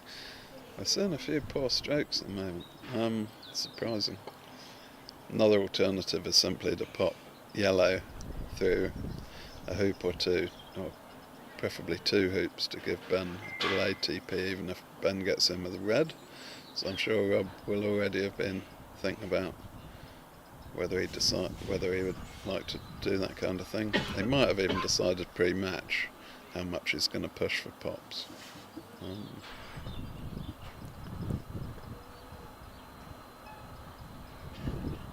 But it's a little interesting here. He's not going to incorporate yellow right now, probably. He's got a nice vertical spread color. Well, he needs to come to yellow because he's playing red at the moment. Oh, he played black against black, sorry. He's playing I thought black, it was blue yeah. again. Yeah. Wrong colors. Okay, good. So of course he'll get a rush on yellow up towards blue to Yep. get a tighter rush to 3. Yep. The usual thing would be that he'd want yellow as his hoop 4 pioneer, but that would sacrifice it. slightly sacrifice the rush on blue. So instead he might just ignore yellow after making 3, and that way he's got himself a nice tight rush to hoop 3. So what we'd call a 3 fix. So this would be a traditional now, right? Yes. Because he just sent the reception ball to Pioneer. He's sending pivot to pivot, and then he's going to send the slightly misplaced Pioneer to reception. That's what you guys do a lot of in the traditional game. Yeah. But Rob's already thought through that, and rather than just ignoring yellow, he's put yellow to a nicer place where Yeah. he's put yellow as his reception ball. So of course after the hoop he hits yellow and then he can hit blue. So that's a bit nicer from where he'd rushed to.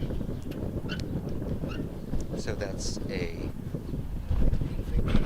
What procedure is it? Yes. Well, I think it begins with an X. Is it an X? Yeah, sure. Expedite. Yeah, an E in American. That's a slightly longish hoop he's given himself, Rob. Is it American rules that has a requirement that your play be expeditious? When talking about shot clocks, you Yeah, must you play can't. expeditiously. Right, you can't intentionally delay, although everybody does.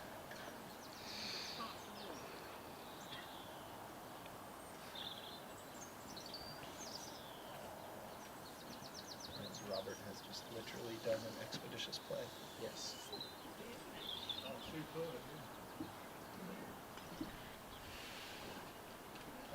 What's Stephen looking at? He playing the rover peel?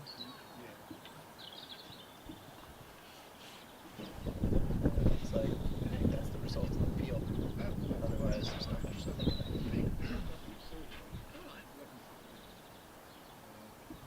And Mark is up a game.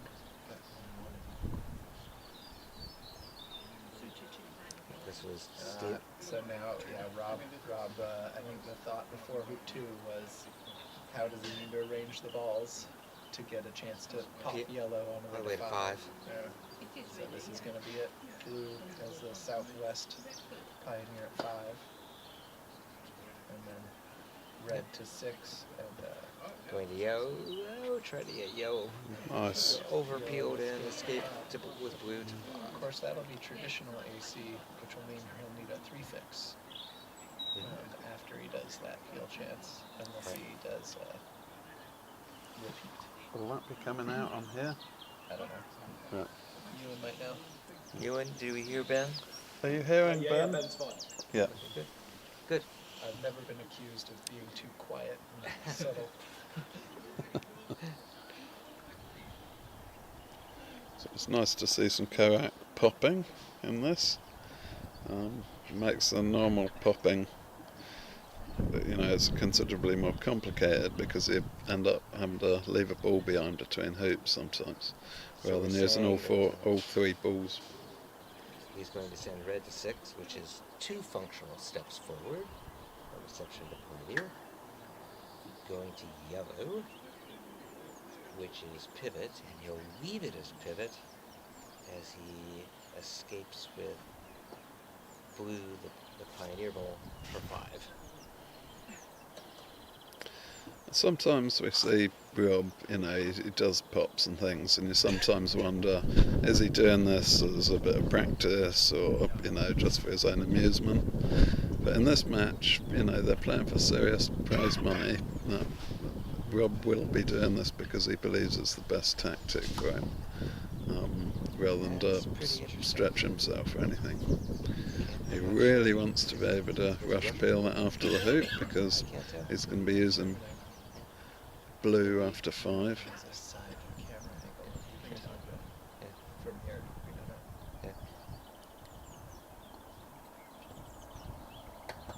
know. It's hard to tell exactly how rush peelable yellow is, but I think from the angle I've got, it looks like it should be okay. But we do know that in color order, he's not going back to yellow after 5. Yeah. Because It doesn't rush well to 6. Pretty much. I think it's on touching the wire. Okay. Touching Okay, Go. it might be touching the wire, so it might be more awkward than we think. Yep. Good. More interesting. So, he makes a suit. The only ball he's close to hitting is blue, which means he has to go to red. So he's going to make 6 with red, which is what we call a 3 fix. But if he can't really trust coming down, hitting yellow, and taking off back to 1 back, this reception here. Yes. do a 3-load and hold to swap Alright, them well, around. No, he's not going to do that. Yeah. Which I means think- he's I think okay you- with coming back to yellow and having to take off to that blue ball. Yeah. But that could get dicey. Yep.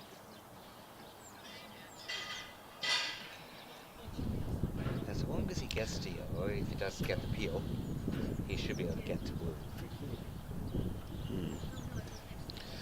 So with You could hit popping yellow and from one wire to the other or one wire to the jaw. Oh, absolutely. It's going to be fun and interesting. Yeah. He's hoping to get a rush down to it, and then he should be able to get a rush to the side. Yeah. 2 balls and 2 back. Should be in good shape. In theory, for the lead, he likes having Afraid we've lost. partner at Yeah. 7. Yeah. Right?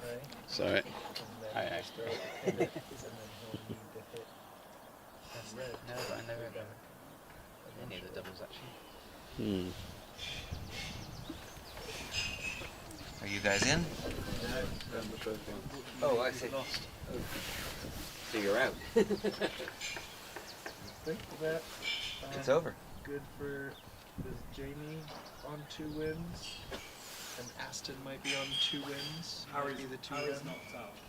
And does Pete only have 1 win? No, Pete's on 2. Harry's on 0. What about so all of the rest of them have? Ooh, so we get a 2-ball competition then maybe to determine who the 2 are in the.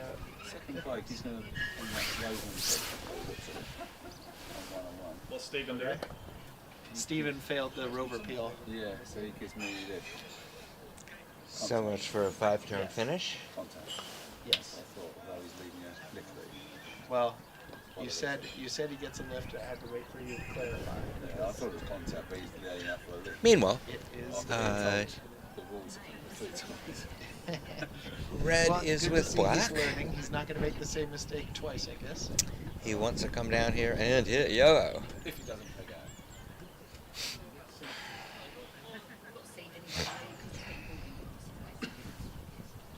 We'll see. Stephen might be making the same error. Shall I film? No, So if he no. leaves black on lawn, it should give Mark a start at the 3-ball. Yep. Of course, 2 3-ball breaks is not easy. Well, it'll take more than 2. Multiple 3-ball breaks is not easy. Meanwhile, Rob has gotten black so he can see yellow. So the question is, will he be able to rush peel it? I think he thinks he can. Nice, nice Good peel. shot. Well done. Thanks. Does this mean we get a 3-person 2-ball competition? The 2 places. Very well managed. Yeah. Do you want what you didn't have last time? Yes. What, Aston 8? Yes. Whatever Aston orders, I want to eat it. Sure. How are you happy with the same that you had last time? What did Aston order? Donner wrap is what I Donner want. wrap. What is that? Like the sliced big lamb thing in a wrap. Sure. They also have shish where it's cubed. Shish. Let's do a shish. Fish in a wrap? Yeah, or just shish. I know you Just mean the shish, bread. I don't know if they would. I don't know. Whatever it Or is. it's easy to take out of the pencil. All right, meanwhile, So, he's ticking off from yellow. unless you want it And on going to pile blue. of chips with a bunch of cheese. So a bit of drama there, right? Well, Caused now by he's color got, order. Now he's got the right ball as his pioneer at 2 back. So red will be his pioneer at 3 back. And blue will be right ball for the lead. Yeah. So he can just do 2 standards here.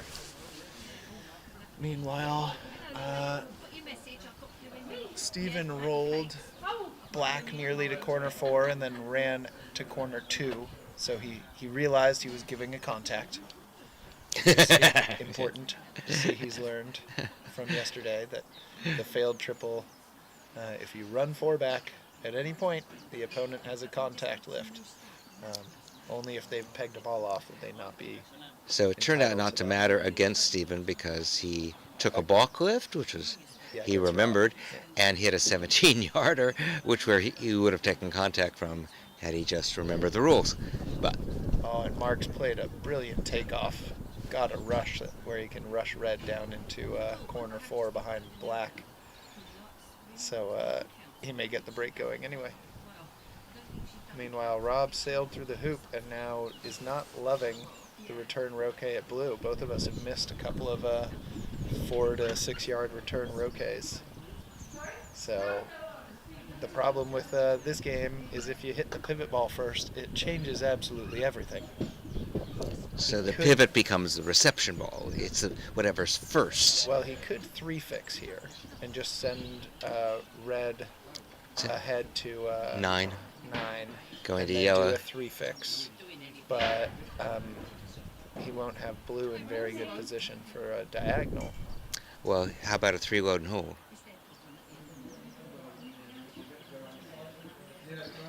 So red. Oh no, he might. So if he's black, if he just sends red ahead to 9, makes 8 off yellow. Yep. Then he can rush yellow back to corner 2, send it to the peg, rush blue down, send it to the peg. It's annoying but doable to still get the balls in position for a diagonal. Yep. Of course, he might be looking at a different leave, a hoop leave. Yeah. And maybe this screws up that hoop leave because It's a lot to ask for a hoop leave and fix the order right now. I assume he was hoping to send blue down to 2 back, send red to 3 back, and then he might be able to pin yellow in hoop 1. Yes, that was I'm sure the intent, because we've seen it twice before. If he doesn't hit blue first, that's pretty much out. Yep. In theory, he could send red to 3 back, make 2 back off yellow, tap yellow to just north of the hoop, and take off to blue. Yep. And if he gets a rush, he could even send blue back to 2 back so that he can tidy up yellow after he makes 3 back. What about my 3 load and hold idea? So that would involve putting red as reception at 2 back? Yep. Load and holding yellow to 9. How does that... Then he has to do a 3-fix. Yeah. And then blue's just sitting up there at 2, and he's got no balls pinned to any hoops. Right. And he has to do a load and hold for 2 back, which is probably one of my least favorites. Almost prefer, a hoop 1 load and hold. At least you can come from straight in front. Okay, I guess we don't do that. The 2 back one, I wouldn't. What I'd love to do the ball much past hoop 5 is to be able to hear Rob's thinking right now. Besides, oh shit, I can't get to blue. Maybe he doesn't know that word, but oh gee, I can't get to blue. He's tried to think his way out of He could the jump. 5-yarder. I don't know. I don't think it's blocked. I think it's just far. Oh, I thought it was blocked. You sure it's not blocked? Maybe all these speculations are for no reason. Let's see what he does. No, he's blocked. Okay. That's what I thought. Okay, so he hits red.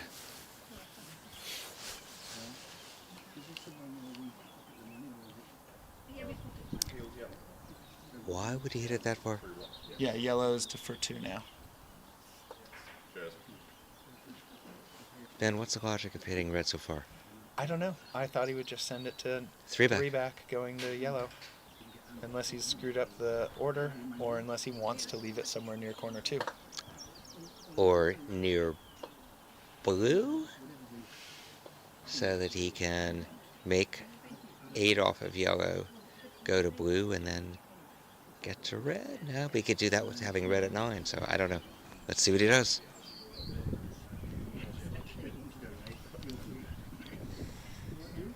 I mean, I like to think he's taking time to figure it out, so he's not making an error, but it's also possible he's 2 steps ahead, so I can't figure out what he was trying to do and if he's changed his plans at all. But now it looks like he's sending it to 9. He's sending it to 3 back. So maybe that was a bit in error. Yeah, because he could have just tapped red. Oh no, he's doing a drive shot. This is not ideal. I'm gonna have to tell him that he's out of order. Well, let's see if he does get out of order. And he will. Yeah. You gotta stop him before he moves black. Okay. Rob? So he realized that. Interesting.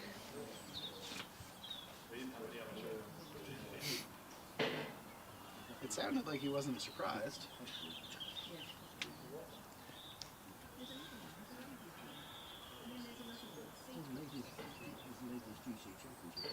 So that shot becomes a scatter shot, turn ending.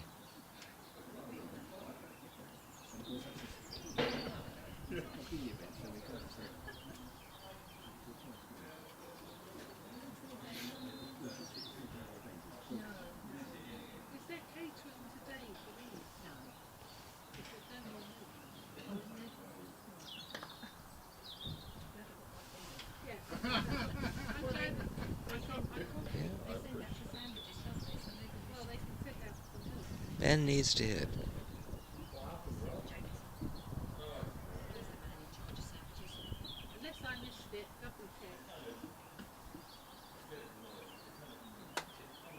Which he does.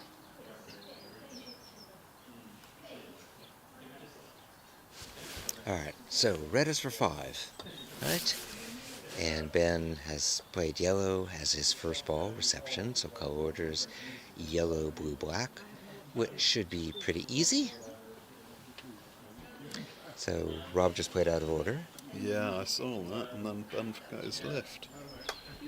Hmm? And then Ben forgot his lift, it looked like, because he could have had a shorter shot and with a double as Oh. well. So Thank lots you. of mental errors going on right now. Yeah. That's right, Rob had made 7. That's right. Boy, I'm clueless too. There's a lot to keep up with in this game, so it makes it slightly more mental. Throughout. Slightly stronger bias on being mentally competent with what you're doing. Which is a good thing, I think.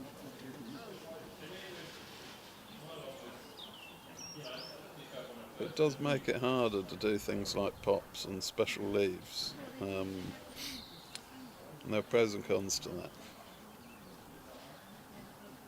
Are they done?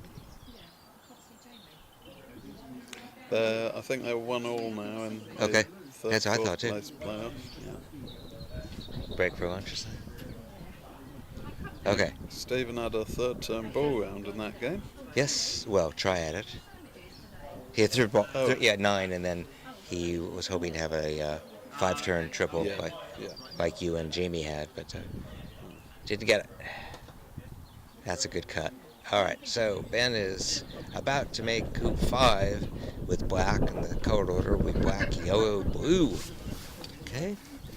And he is in the perfect color order to just run standards to set a diagonal, because he'll be sending partner, yellow, to 7 as pioneer.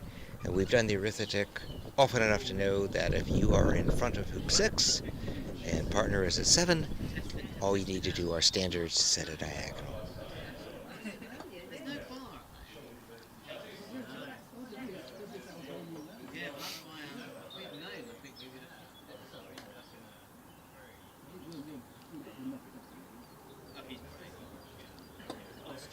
You know, and knowing that now, especially against a good player like Rob, allows you to think through really carefully how you set the diagonal, make it as tough for him as you can, if that's what the leave you're going to set. So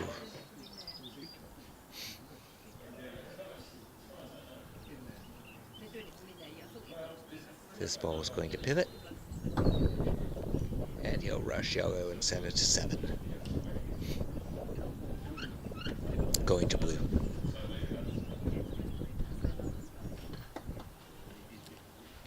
I doubt that Ben will consider peeling blue, but he could do after 1 back.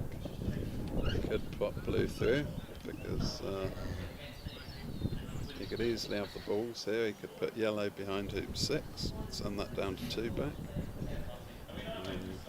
I think he'd give Rob the lift and Yeah, hope I to think- tie the match. I think he'll just focus on the diagonal spread. Yeah. Without getting distracted. But you can see that once you get used to the game, you could start to Oh yeah. think about these extra components. But that's the same thing as in traditional. You know, whether it's Absolutely. worthwhile is always a Absolutely. question. Yeah. Yeah, it just Yeah. in traditional game, it's a little bit of extra stress to be putting in the pop, and with COAC it's a little bit more because of the colour order, of course. Yep.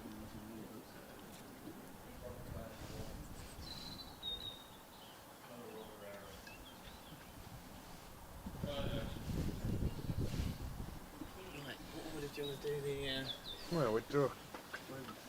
It's very important, and it's much better with 3 hoops. So black becomes the pioneer at 8, goes to yellow.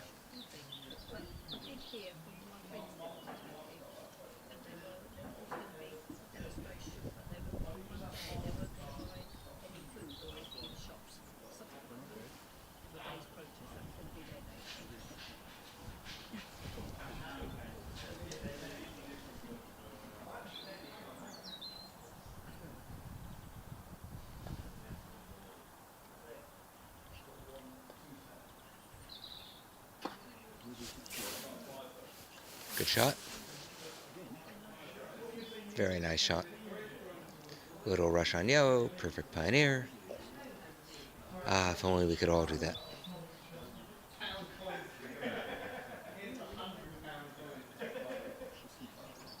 And what's interesting is that Ben and the other players are able to calibrate their swings to play on the lawn, which will be faster later in the season.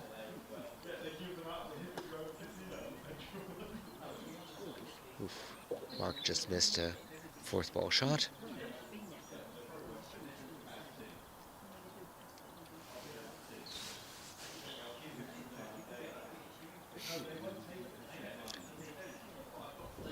So Ben will send partner to the peg from reception to pivot. And that's a good position because he's going to get off the lawn with yellow.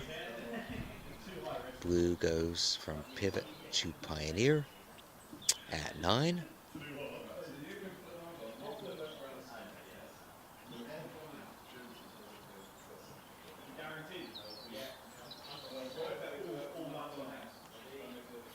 As red goes to black.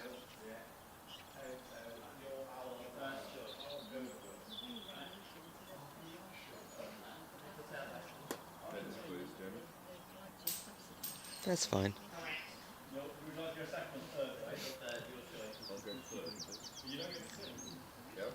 And black goes from pioneer to reception. As red goes to position.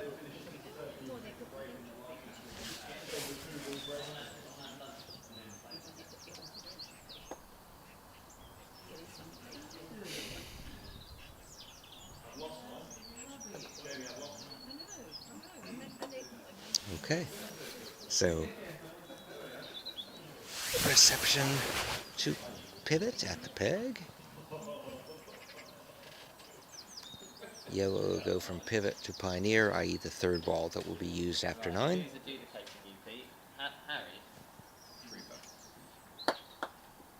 Good rush.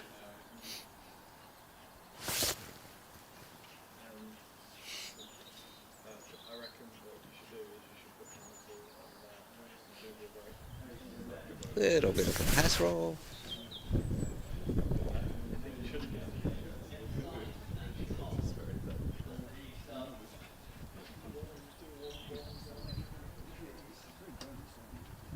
Going to yellow. I think he's just going to touch yellow. Take off to blue. Yep.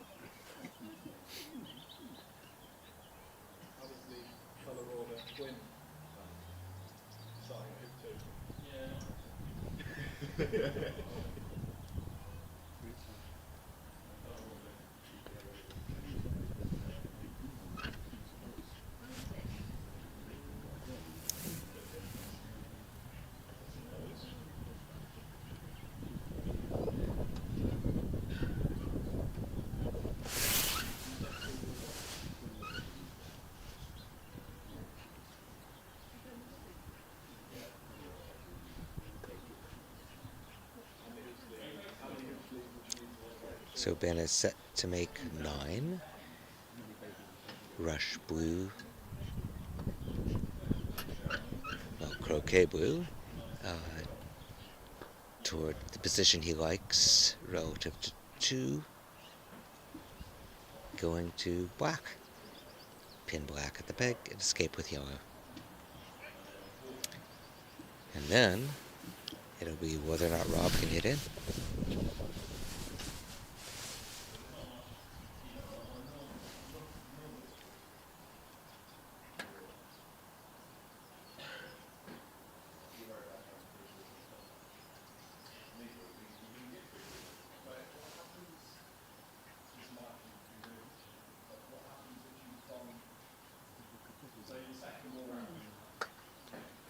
Blue out toward 2, getting the rush on black nicely.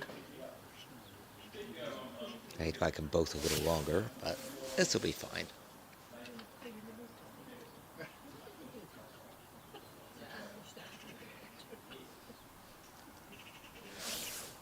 Oh, excuse me.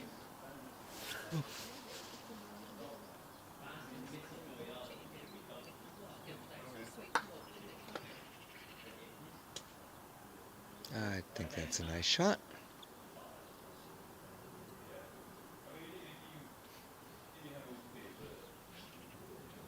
Find out where he needs to put black to wire from blue, with the peg doing the wiring.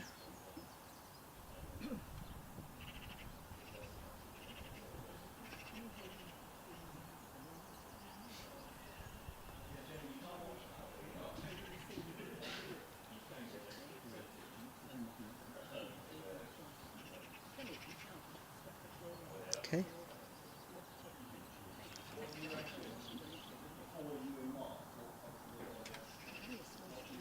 I think Ben's suggesting that it's okay, but I bet blue has a bit to look at.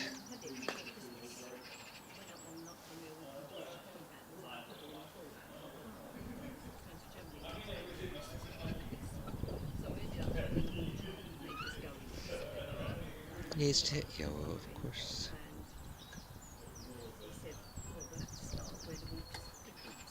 Good shot.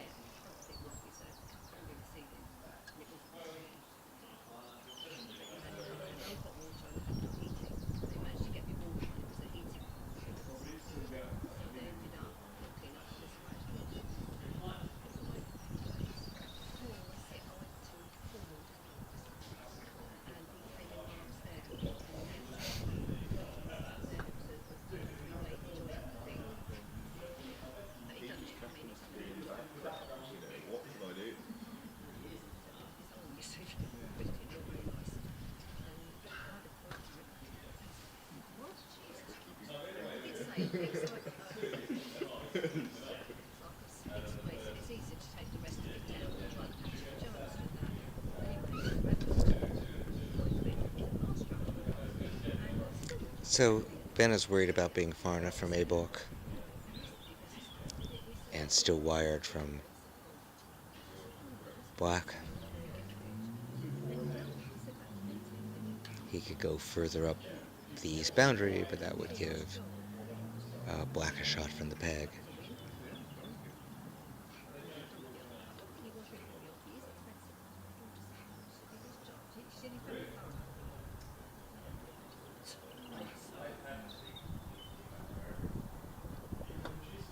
Okay. And in the diagonal, yellow needs red position so it can be rushed to 1 conveniently, or cut toward the peg.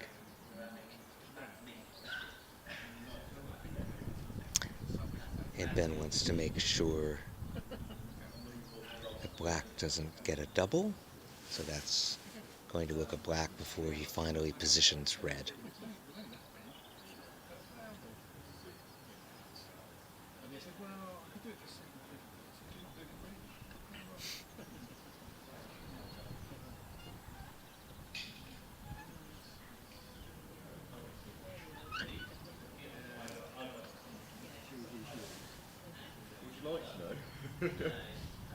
I think he's failed.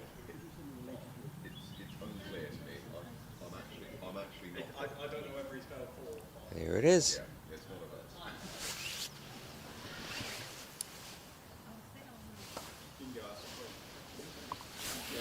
Oh, is it Jamie's turn? Right. Rob was talking about going to shoot at this ball from corner 3. Have you guys put up the rules again today? Yeah, they've been up a few times. We can put them back up now. Nice. Well, just Rob was suggesting that he might shoot at the ball at the peg from corner 3. A third of black, but I think Yep. everything else is wired. yep. Does it sound bonkers? But I put it so that if he misses black on the right, He comes to yellow's you. got like a 3-yard roquet of blue. Yep. So the safe first shot is, I guess, black down the boundary. Come on over. If you'd like. Hopefully I'm not yellow. Okay. We won't jinx it.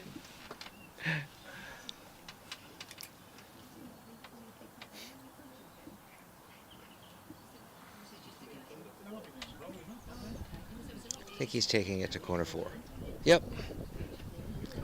Okay. Big shot. Taking blue to corner 4. Good thing I have a rush to build off black. Hmm? I have a nice rush to I can take it to 2, or I can take it to black and build off black. He might be shooting at black. I think he's shooting at black, so that blue is going to be way out of my way. Mm-hmm.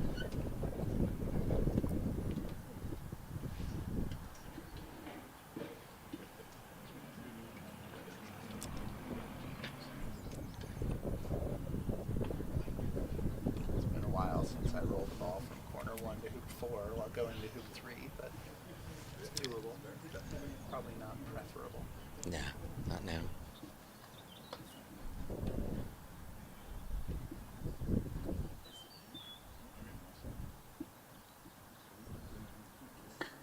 Here's a shot which hits. Wow, good shot.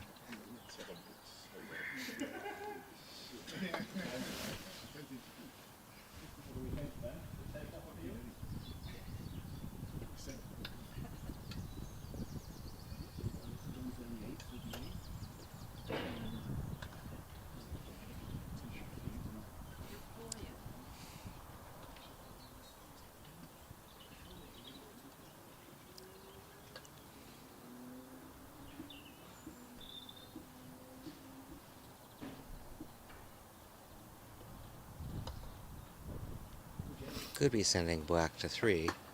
Yep. Going to... Ooh. Gotta get to yellow.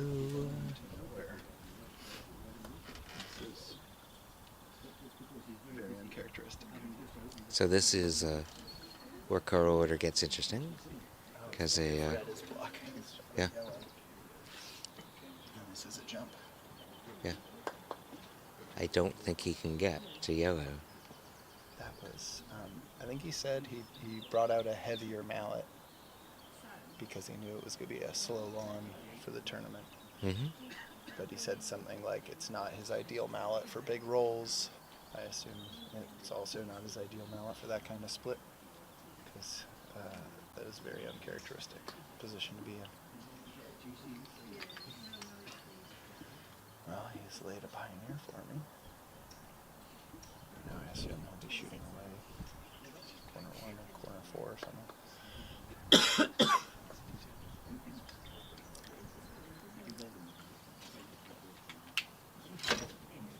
So it's not that Rob can't hit red.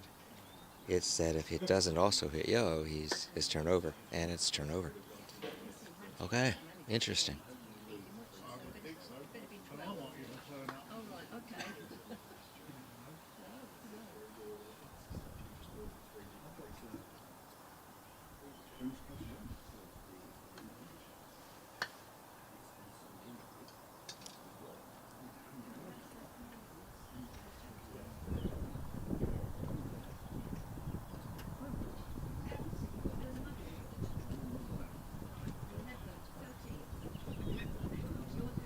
So in the Mark and Stephen match for 3rd place, they were in their 3rd game.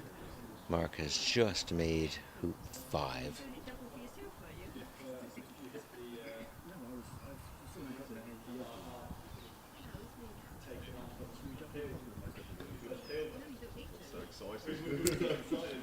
So it's in Ben's hand.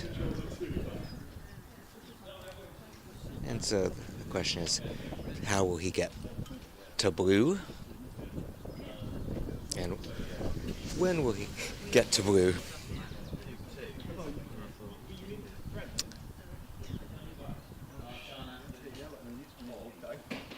So yellow's for 2. So no send red there for sure.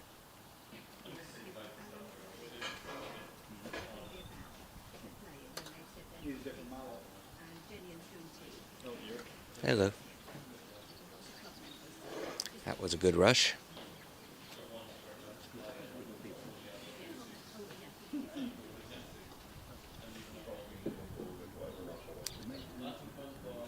Yep. So what I foresee happening is he makes hoop 2 with red. He sends red to 4 going to black. Makes hoop 3 with black. Okay. At which time he has to at least visit blue. And he could try sort of a Hogan roll out of corner 1. Let's see what he does. 3 hoops to get into the consolation event final. Makes the hoop. What do you reckon the chances are? So this is what we call a 3 fix. Reception to Pioneer. And then Pioneer to reception, and blue keeps his roll as pivot. The ball's in the right place. The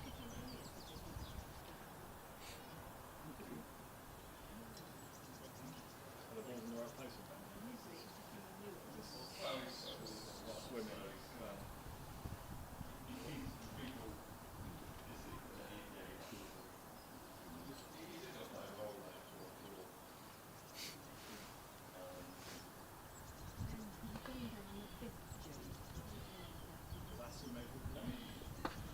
Okay.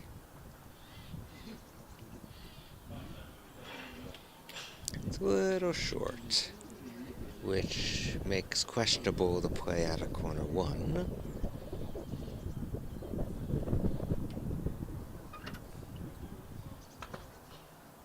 Okay. So he'd love a rush out of this hoop. Rush 2.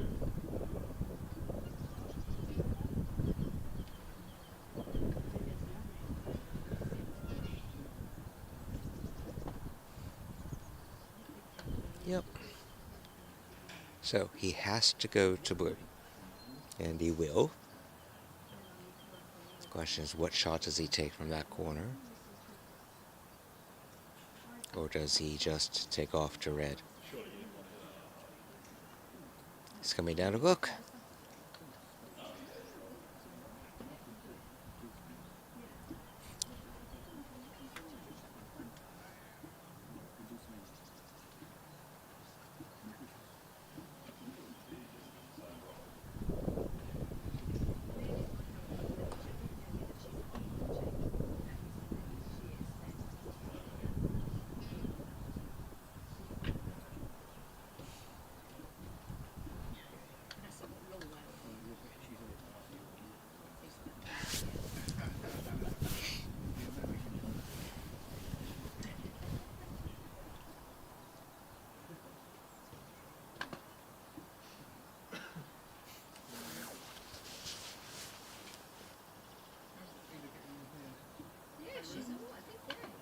Okay.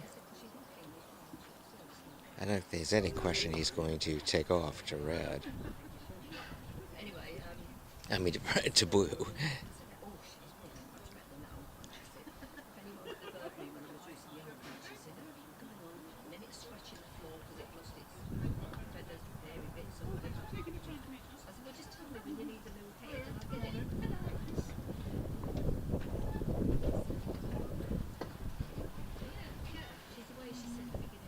That's a good shot. Good.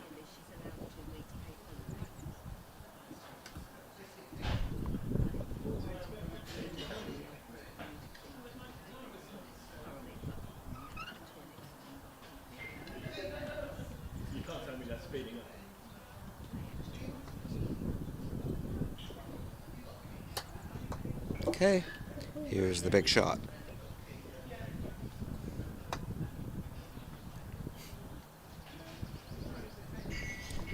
Now, he only has to get blue to 5, going to red, and I think that's what he's going to do. Full roll.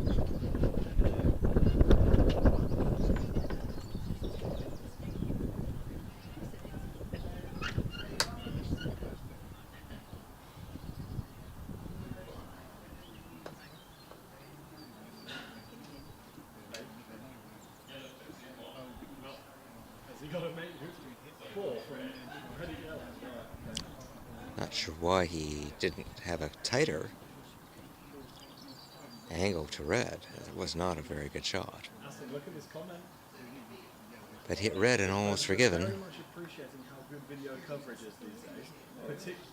Especially here with good comments and several cameras which all seem to know where to put the boats. We are cooking. Yes, okay. Oh, is forgiven. Ben makes 4 with yellow. He's got to make the Gets. It will involve black afterwards. So yellow makes 4 with red, sorry. And we'll go to black after. This will probably just send to the boundary.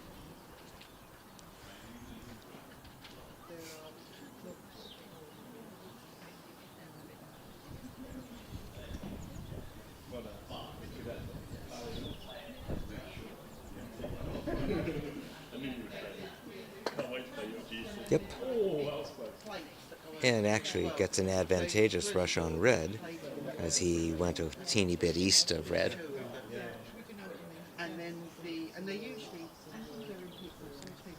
So red to black, black to blue, and then he pulls it together and starts asking himself, what's he gonna do? And then you need the other key.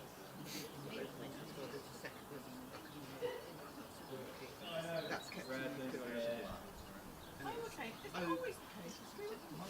My key works in the padlock. Yeah, in the padlocks it will. Yeah, the padlocks do the car park. These padlocks and the padlock for the equipment shed. That's it. That's the one. That's the next one for this. Yeah. Oh, for the Good shot. Yeah. Good shot. And that has to go. Yeah, that has to. If you've opened up, you can leave it. And there's people here when you leave. Now blue's good enough that he can just take off to black, rush. He wants black as pioneer. Yeah. And he's still trying to set up the peel. Ah, okay. So if he's peeling red at 4 back, black will be the escape ball. So this is all good. Red to 4 back, black to escape, come down to 5, and he's in the classic position. Yep. He'll make 5, and then we'll see a bunch of repeats.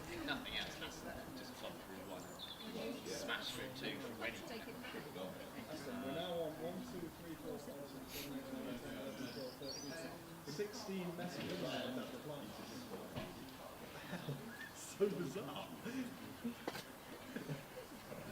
Jamie and me playing the 5th, 6th. I'm sorry?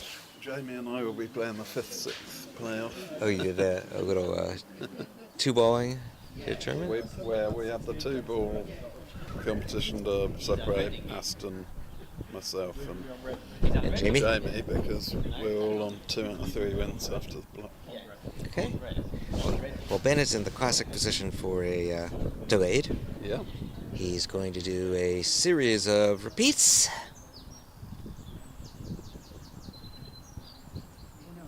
Yeah, So what Howard means by repeat is that at the moment he's going to be using the blue ball as reception. Whoa, you may know. Just rocked back into position a little bit at the end. Wow.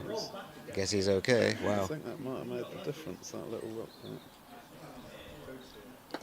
Yeah, so he's Oof. using, Okay, but now he needs to hit blue. yeah, so he'll put blue, after he hits blue, he's going to put that up beyond hoop 6 as a reception ball again. So repeat means that all balls keep their functional order, or functional roles. So blue will go reception to reception, red will go pivot to pivot even though he's peeled, black will be pioneer, in this case the escape ball. And he will either send black back to basically where it is or send it to 7. So it's one of those things where sort of from a logic perspective it makes a lot of sense for peels, because you're always making a hoop from an opponent ball, getting a peel attempt or whatever with your partner or positioning it, and then making your next hoop off the opponent ball again. But in reality, a lot of the time it's hard work doing repeats, because you're approaching hoops from a bigger range to be sending out your pioneer for the next hoop and so on. But it's a load and hold. That's the issue. Yeah. So getting blue from reception to reception is no big deal. Going to red requires the accuracy. Peeling him hopefully is easy. And then black, you don't want to make 6 with black. You want to go to yellow, which is, I'm sorry, you want to go to red, right? I have this? No, blue. You want to go to blue no matter what. After making the hoop 6, you're going to go to blue. And he missed. He missed that shot. My goodness. There's a number of errors in this game. Yeah. Both mental and physical. Yeah. That should be it. That should be it. Sadly.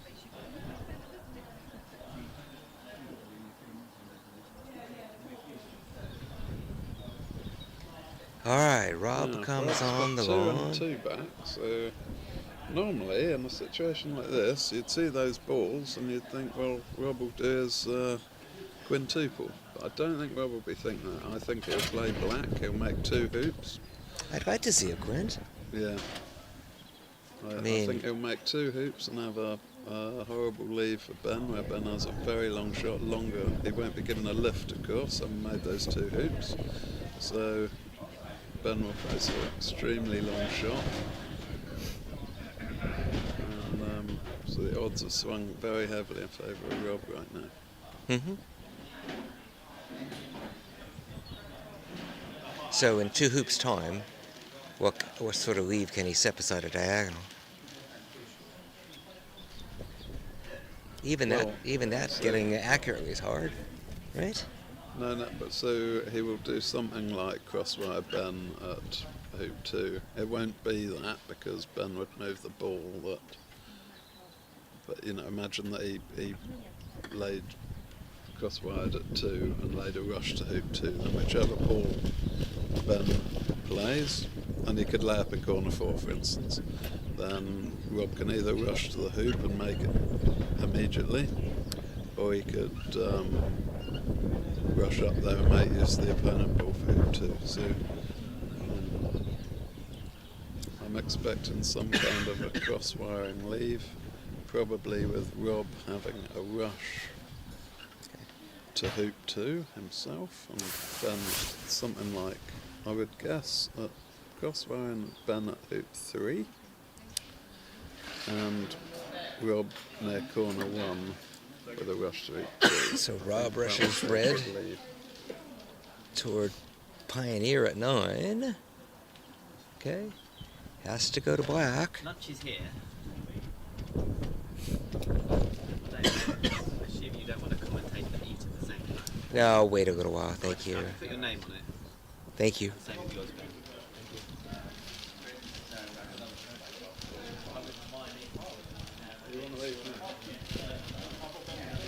Okay. So black is taken blue's taken, sorry, to 8. He's playing black. He rushed red away to be pioneer at 9. He's going to take blue to 8. Okay, but after that, he will go to 9 and make it with red, so he'll just use 3 balls, which complicates his setting the leave. So basically, he's got to worry about getting to 8 with blue now, and position yellow sort of as best he can, and you'll only get to use yellow again after hoop 9. If I've got this right. You agree with that, Ben? Sorry, I was. You're coughing In my instead? head, yeah. That's fine. I was saying that by sending red to pioneer Yep. and going to yellow, and then getting blue to 9, making 9 with blue, he's going to use only blue and red to make 9, which means he'll get another chance at yellow, but it's not till after 9. Can't make 4 back unless he peels red through. And red's not in a great position for that. So yeah, he can only make 2 hoops. Yeah.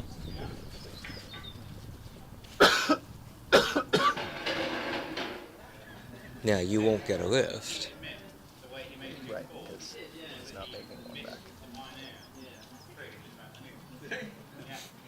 Or 4 back. He's just making 2 hoops. 8 and 9. He might just have it And he where I'm split up at 2 and 4, and he ends up with Yep. a trap over here if he doesn't Yep. get a good rush or something. And Rob could not continue with black beyond 9, because the rules of color order are that What he might do is he might send this over to blue's hoop, make 2 back off blue, put blue as reception at 3 back, and he'll leave blue near corner 4, rushing red up to blue's hoop, crosswire red and yellow, then come back to blue at the end of his turn. so leaving Leaving red and yellow crosswired at 2. yep. And then he'll have to take off, or get the crosswire and then lag back to blue. It's a But he lot might to just do be in able 2 to put- hoops. Well, he's got yellow relatively close over there. He could always crosswire at penult if the rush dictated it, but And a simple rush he'll here. be able to manufacture a rush after 3 back because he can hit his partner first and then take off to get a rush, or croquet partner towards the corner and get a rush on red. But he'd have to make this hoop first. Yeah, and after making this hoop, he can't really go to yellow to help anything this hoop. He's going to go to red. Now we can get blue down to that hoop, so red goes, it'll go red, yellow, blue. Let's see what happens here. So he'd probably like a rush out of this toward, Well, that's what I was thinking, was Yeah. a rush towards 3 back would help, but maybe how about a rush toward 1 back? I don't know what the benefit of that would be because you can't really hit yellow next time. No, but he's going to go make 9 with red. Yeah, so how does rushing blue to 1 back help the leave or help that? Because he can send red, go to yellow, and then escape with blue. Yeah, we'll see. Yeah, maybe he's planning on having the rush away with red Yeah. without hitting blue first after 3 back. Yep. None of it's And pretty. then he'll have 2 balls down there even if they are. None of it's pretty.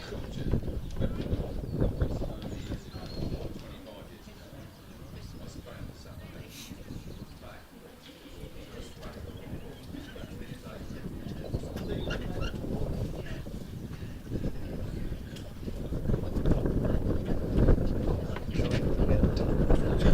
It's It's, probably it's windy and cold. it was windy yesterday afternoon, but this is This is more.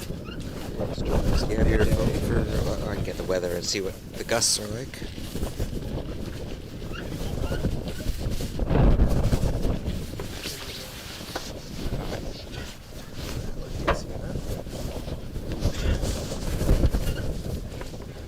Just has sunshine. It doesn't even say windy according to the weather. It's 12 miles per hour. Gusts of 24. Yeah, it's a lot. Headed west, southwest.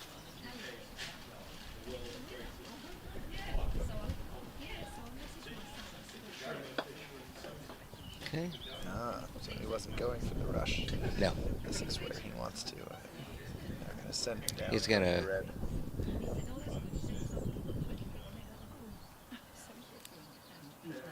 So yeah, traditionally when you're saying these crosswires, it's usually some sort of back rush from 6 to, 2 back, from 6 to 1.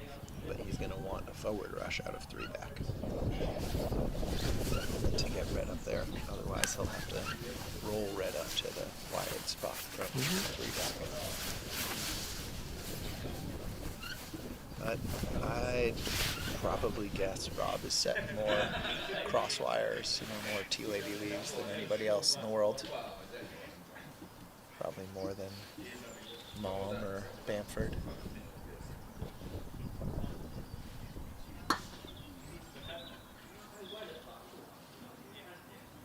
Interesting.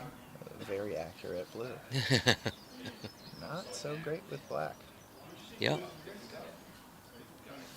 Yeah. If he hits red, he'll be fine.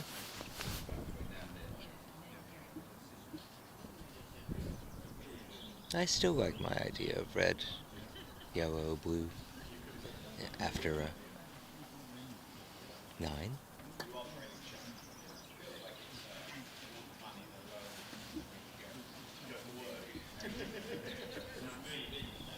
But given you don't get a lift, what's the benefit of the crosswire? So he can make it a 30-yard shot. I see. This could be a tea lady. Yeah, longer. Yeah, of course. I assume. I mean, in theory, he could come to corner 1, but I assume he's going to come back to corner 4 and just make it I see. Of course. the longest possible shot. Of course, the trouble of doing that wide split to get blue down there instead of my plan of hitting blue first after a 3 back is that this has gotten a little out of whack. And Yes. had he brought blue over here, it would have been tidier. Would have had And good look at control this. of red. And now he's facing a missable shot followed by a long roll, which I don't think he's very keen on, given the speed of the lawns. Mm-hmm. But he's, even in scrappy builds, he's pretty darn good, even though we're used to watching him be so precise. Mm-hmm. This game forces you to try some of the bigger rolls and splits because of the order. It's fun, but I keep banging balls into hoops. So does he. He hit one here. Okay. So now in theory, you could Leave that red there. Yes. Go put yellow at 2 and then Get off the line hide with in blue. corner 3 or corner 1. But, Yep. He might take on the big roll. We'll see.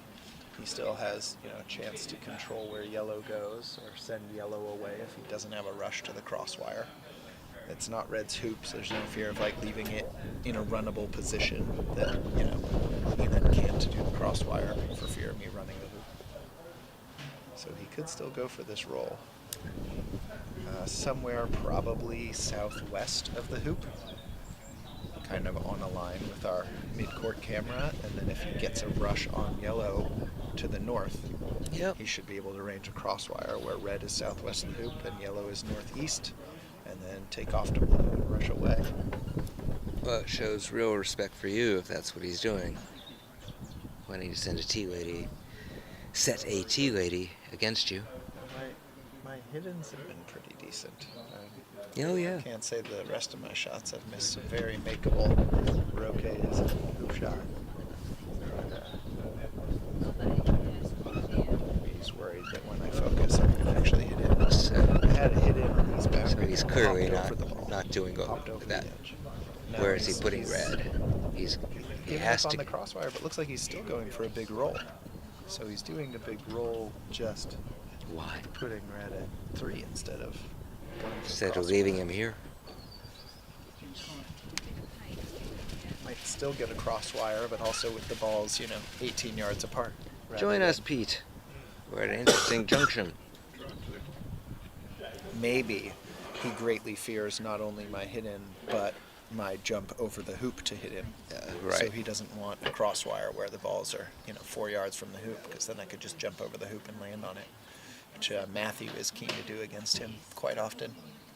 And I think Matthew has an alarmingly high success rate at that, like 1 in 4. This is talking about Matthew Essick. Matthew Essick, when Rob sets the tea lady against him, goes for that jump shot over the hoop almost every time. And I'm pretty sure he's hit it multiple times. Maybe 2 out of 5. I don't know. I don't think it's 2 out of 4 or 2 out of 3. But All right, here's the shot. He's just taking off, which makes total sense. right, if you're not going to do the big roll to 2, it doesn't make a lot of sense to then take on a big roll to 3. So we take off to yellow. And he's going to organize himself in corner 3? You I think? so. That would allow him to rush partner to the peeling hoop and then go deal with me. Early in this turn, I thought he might crosswire at 3 and lay out in the first corner with a rush to his hoop. Well, I'm surprised at this point he's not playing a big roll to send red either to 3 or to 2. But he's I'm not he's sure only what he's making 2 going on. hoops, 8 and 9, Yeah, not he's giving a finished. lift. Exactly, yeah. So he doesn't have much time, and why take that risk? Oh no, he's I think, no, all right. He's just gonna taking leave off it the here. other side. He's gonna Leave it here. maybe get it close to hoop 4, but he doesn't want to wire it from everything. No, It you might have limit where he can go. If he gets it too close to the hoop, he might have to come to corner 1. for you to have a Yeah, view if of red the ends ball. up unable to hit balls in corner 3, we'll see. I don't think he's keen on the big rolls. But yeah, the plan was to get a rush out of the hoop and have a nice crosswire at 2, I assume. Yeah.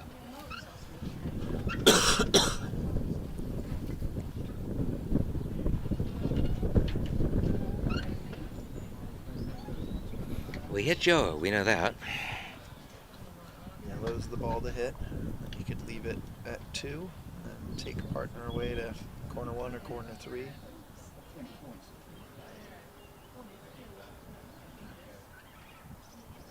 He could even start, moving it south of corner 3. Try to encourage me to play red for some reason if it's a much shorter hit in.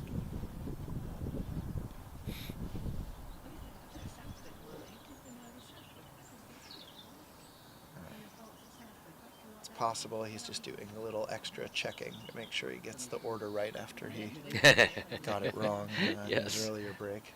All right, so he's hit doesn't yellow. want to hit a roque and have me say his name again.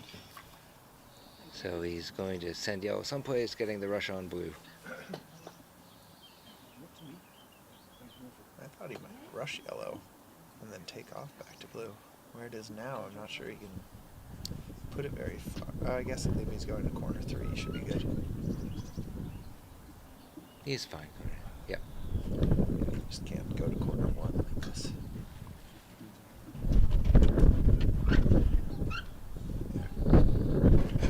Corner 1 might be more reasonable because it makes yellow's shot significantly longer than red's and prevents a finesse. I guess you could finesse to corner 4, but yellow to 4 Because you want to play doesn't yellow, help. right?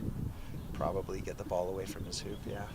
But if yellow, shoots at red and ends up in corner 4, if he's in corner 1, he can send partner to 3 going to yellow, and he's off. If he's in corner 3, I can finesse to corner 1 if I wanted to just make his build tougher. Here we go.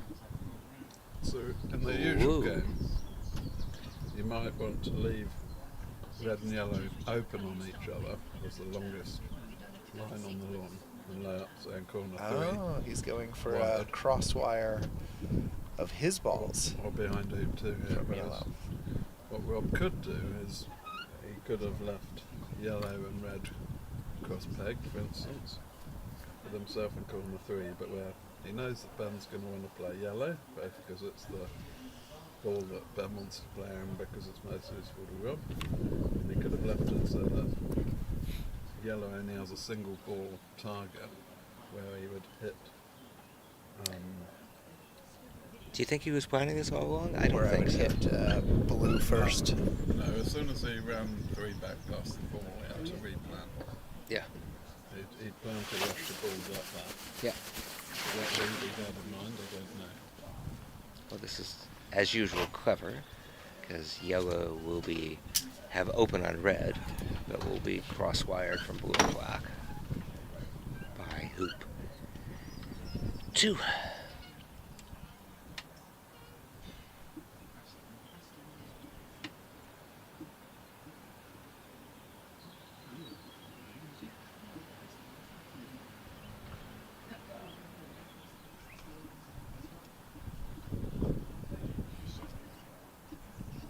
Okay.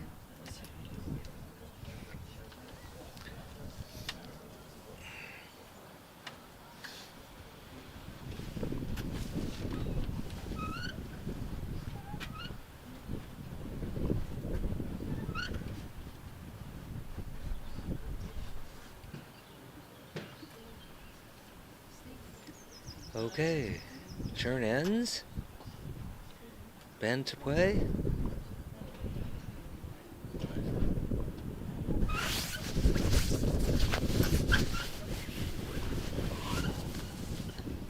Very much expecting Ben to play yellow at red here.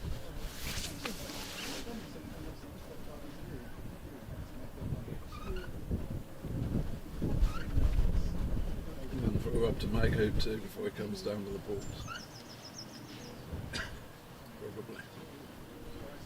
I'm going to head off now, but thank you so much. I really enjoyed it. coming. Thanks to your family. Yeah, really interesting game actually.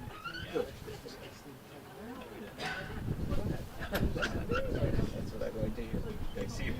Safely. Cheers, Henry. Yeah.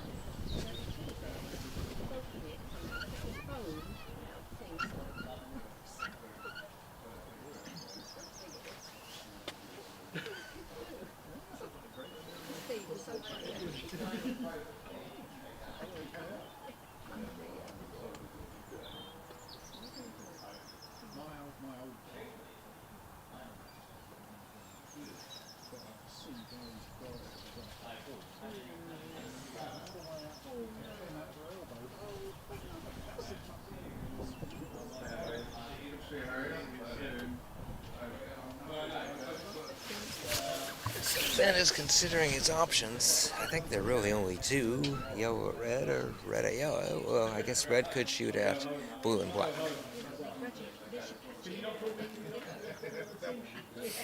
Don't think that makes sense. I think it's yellow at red.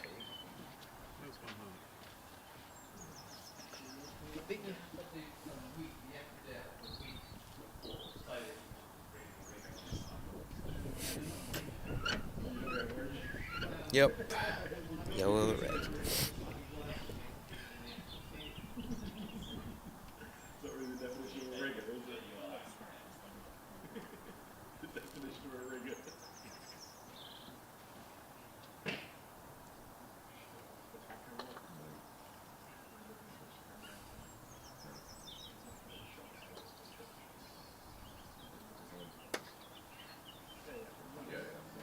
Yes. Yellow.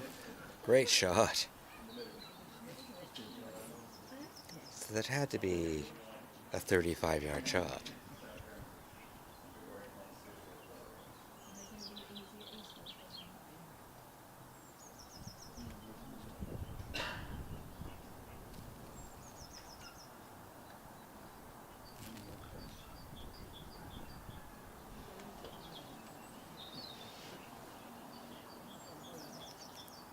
Alright, so yellow has hit red. He has to go to black.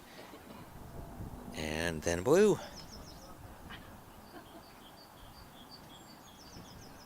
And yellow's clip is on 6. So if he goes to black, he also needs to think about peeling, however, right? I'm not sure. Well, wow. It's a lot of work to get red to peel position right now.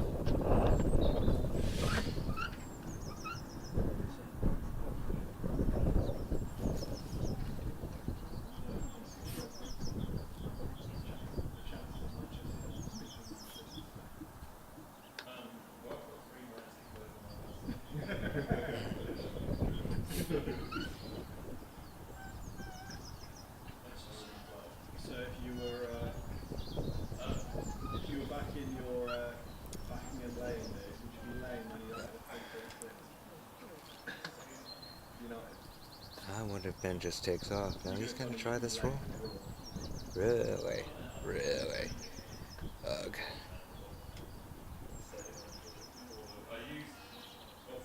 So set up to send that to 4 back, going to black. If he gets it, he can send black a bit of the way to 4 back, going to blue. Make 6 with blue. Peel on the way to 7. Here he comes. Oof, long, but at least he can see black. Important shot.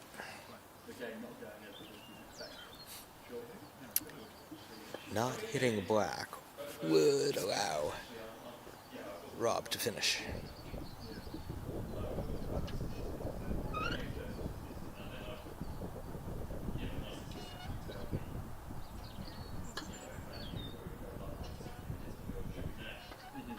Yes, great shot.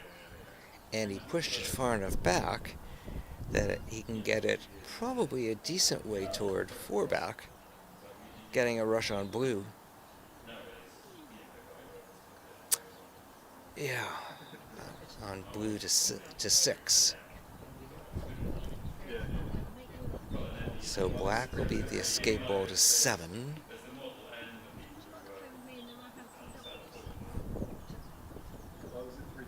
And he may just leave it there because he can peel red going to black. That's what I think he's doing. Let's see. He needs a rush on blue. Okay, that's very nice. So he's got the rush on blue. He goes to red, rolls it over, peels going to black. It'd be pretty astounding.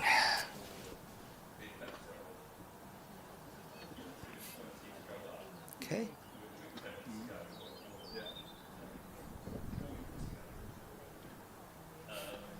Now remember, this is all done in color order.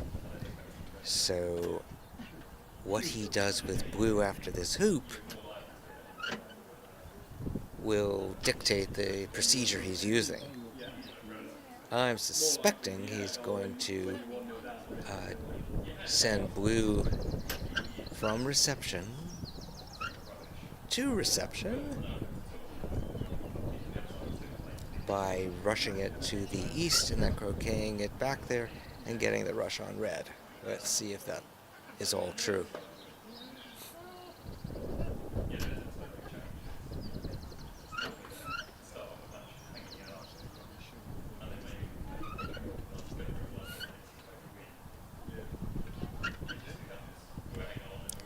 Ben would be a lot happier if he were for hoop 2 than being for 6.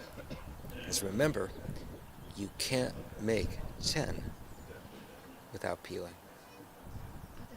Alright, so he's sending it over there, which I had not expected, which is fine.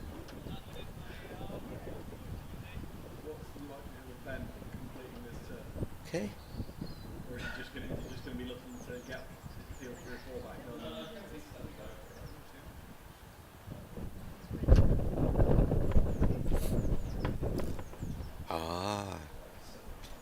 Very smart. He's going to hit red. Okay. First. Gets peel, fine. If not, he'll go to black. Use black and blue.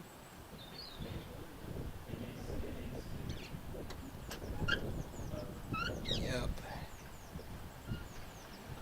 So believe it or not, he's running out of hoops to get the 4 back peel.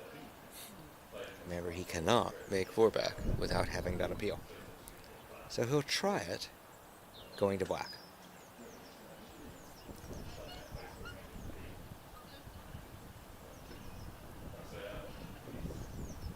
So this is the first time where the player has seriously worrying about, can he get the peel done?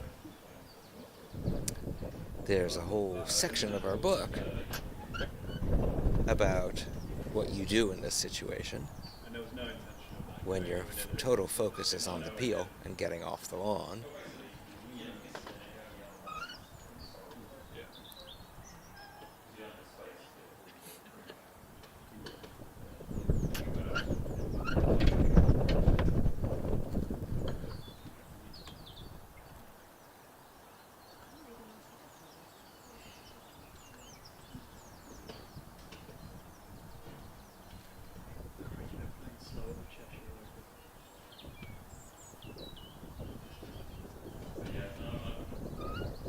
Okay.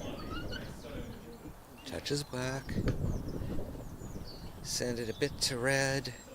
Getting the rush on blue to 7. Now, that also brings in the possibility for Robert of a lift to balk.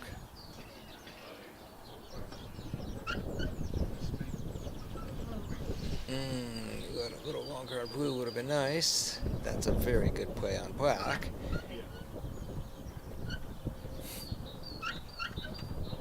So he makes this. The goal then, in my mind, he will send blue to 9 if he makes this. Go down there and peel red, escape to 8 with black.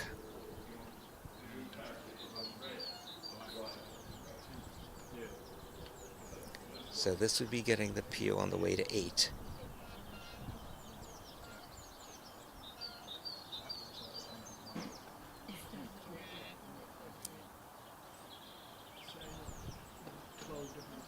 Okay. That's helpful.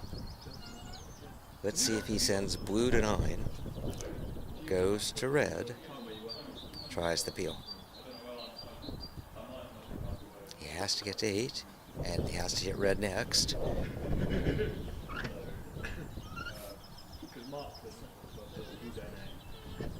Notice that by sending blue to 9, he will be out of color order when he's at hoop 8, if all the stuff we're hoping here happens, the peel and the escape to 8. So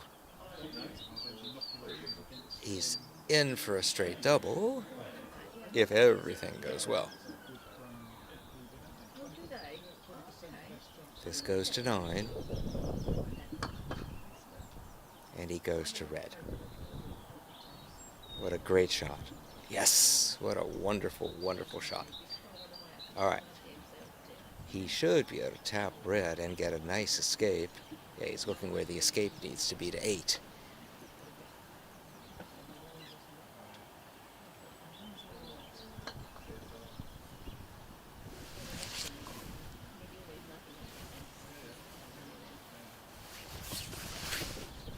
Okay. Peel straight in front. Trying to make sure he's got swing room. Avoid the peg. Clearly he's got to get to 8, because if he gets the peel and doesn't get to 8 turn ends, he's made 7, so Rob will have a lift, and it could use it to b-balk, where red will be sitting as a lame duck.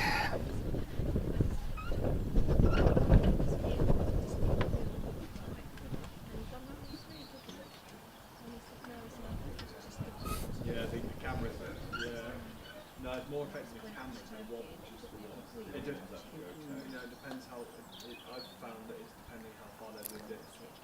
All right. He's got to get the peel.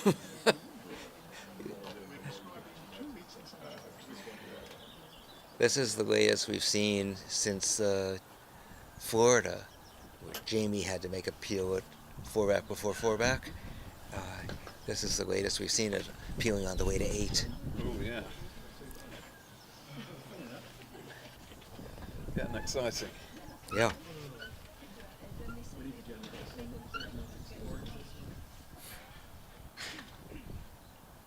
He's trying to pick exactly where he needs to get to rush black to 8.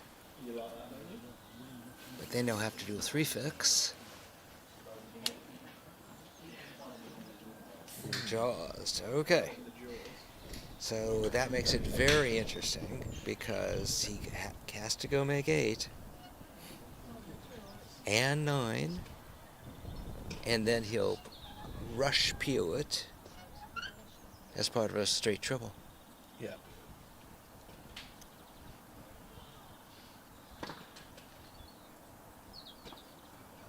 That's a great shot. Of course, you can rush peel it and send it over to Pinot. Send it to Pinot before he makes 4-back. So Yes. it's easier than a straight triple. But he needs a ball.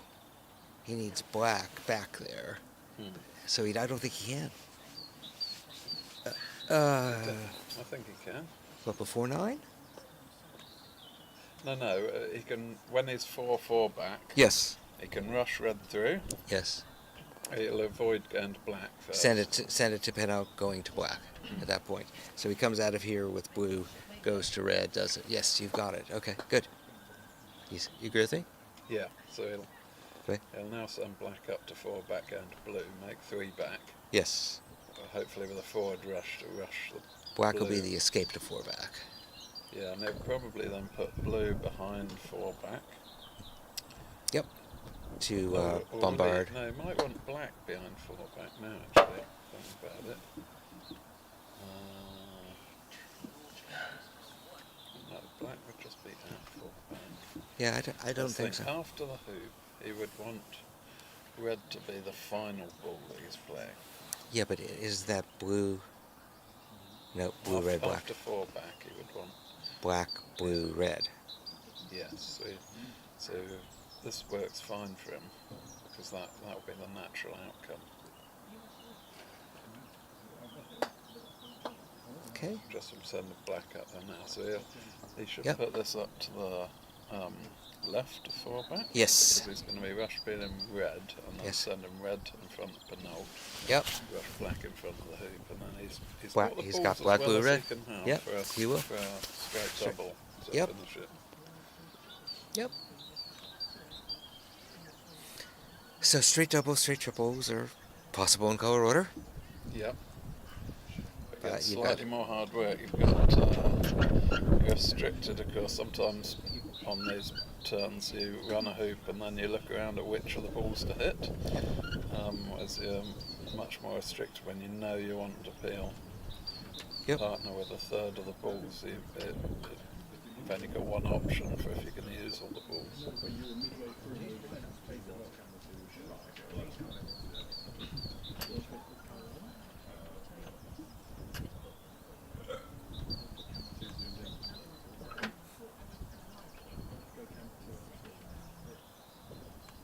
Okay. Black to escape ball position, north end, west of 4 back, going to blue. That's a good shot. That's very nice. Alright, he makes this. Would love a rush out of here. All the way down to the corner, even. Corner 3.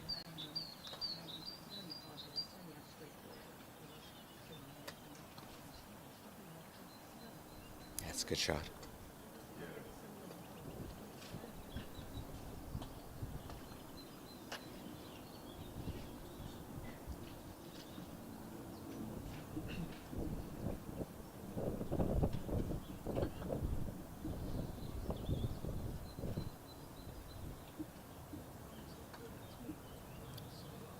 Right position. Yes. I Get a Oh, bit close and there's a well, he wants the triangle rush. on He there. wants the Oh, rush. he absolutely wants the rush, but I don't think he'd have been trying to get He gets it. that tight Very position. nice. Very, very nice. All right, so if red is indeed rush peelable, then that determines the position for blue. Balls in the jaws.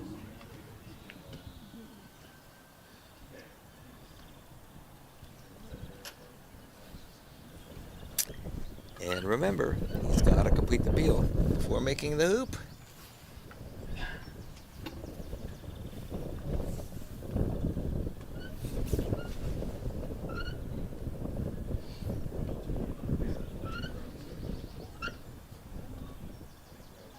Not seen this before. Well, yeah. Right. Notice there are no page numbers on the content page.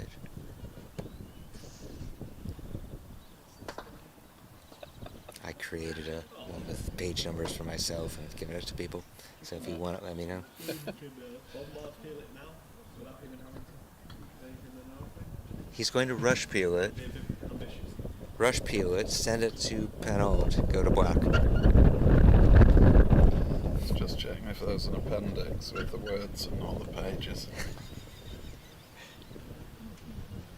So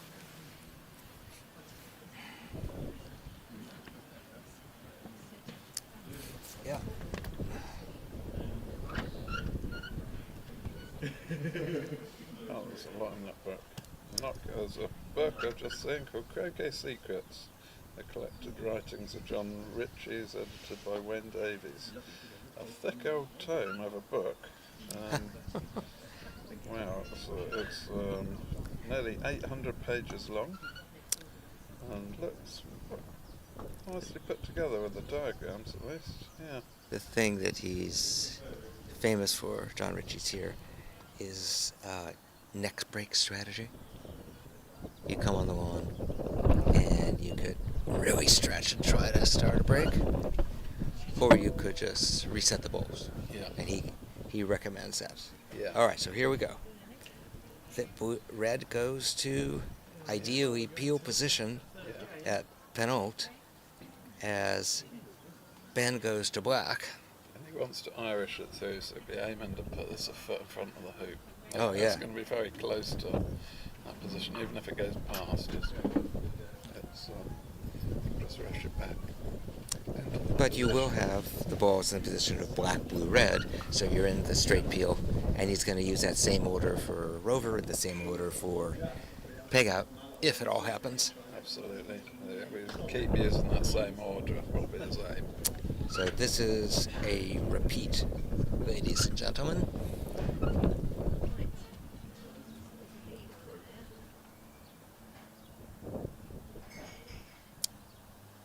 No, I'm sorry, this is not a repeat. This is... Yes, this is a repeat. No. Oh, no, it's not. No, it's not. No, it's because... sorry. oh, that's awful. Oh, he's Ooh, he lucked lucked out. it. He lucked out, okay. This The is next, actually very good. if he makes four back, then it'll be a repeat. Because black will go from reception to reception. That's right. Blue will go from pivot to pivot. He'll get the rush on red back 6 inches. Peel it all the way down to rover and do it all again. Yeah. Then he'll do the rover peel and do it all again for the peg out. Stopping this now.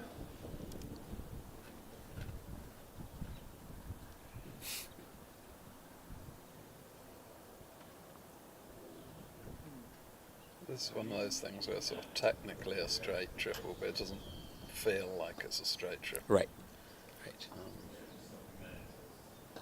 Although we'll give him credit if he gets it for this first straight triple in color order. It's a nice All claim. these firsts. Nice claim to be able to Yeah. have, even if it's a slightly dodgy one. You and Jamie had the first 5-turn triple. Yeah, that was With I a, enjoyed playing with Jamie. The Yeah. first running 9 with 3 balls. Yeah. Yeah, and that's considerably more challenging in this game, which we both found entertaining, having to always hit the same ball after you've made a hoop. You have to play those two balls, because although there's the fourth ball hasn't yet entered the game, that's still part of the colour order. So you can't just play a normal 3-ball break. You have to keep making a hoop, hitting that ball, and putting that behind the next hoop. Alright, So here we go so with here it is. Yeah, so he's Hitting blue. Put black in a position where he's going to be able to hit it after the hoop. Yeah. We'll send Blue down to goes sort of toward peg, getting and a then, rush yeah. on red. That's right. But the rush on red is absolutely critical. Because remember, he's made 4 back. Yeah. So Rob gets contact. So I'd have been putting blue a bit to the west Toward of black.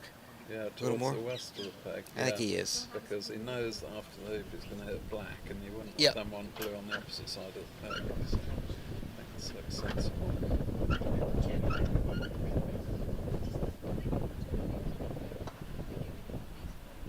That looks awfully good to me. He's got the perfect Just position. tap red.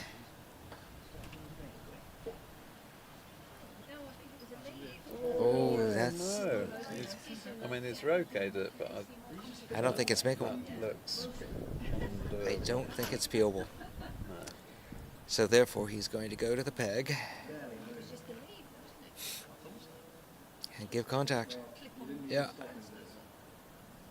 That makes a big difference, because he was actually, I'd think he was odds on to finish there. Yep. If he'd moved that across another inch and a half, he could have stopped that through the hoop down to Rover. But would have, could have, should All the have, ball. didn't. Yeah. So now he has to give this up.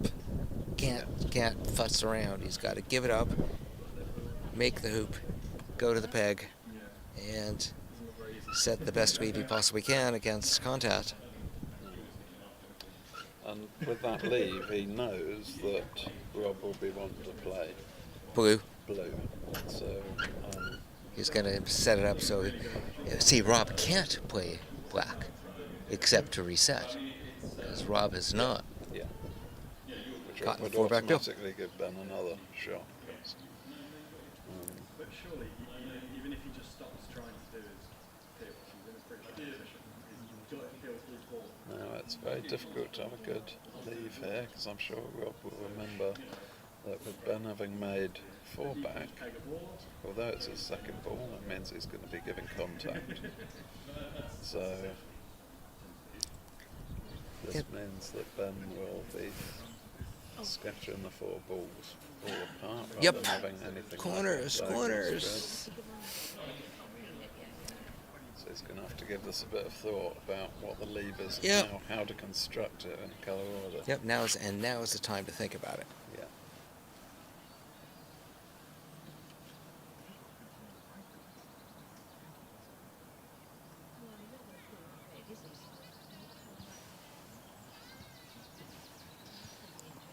This game does require more thought.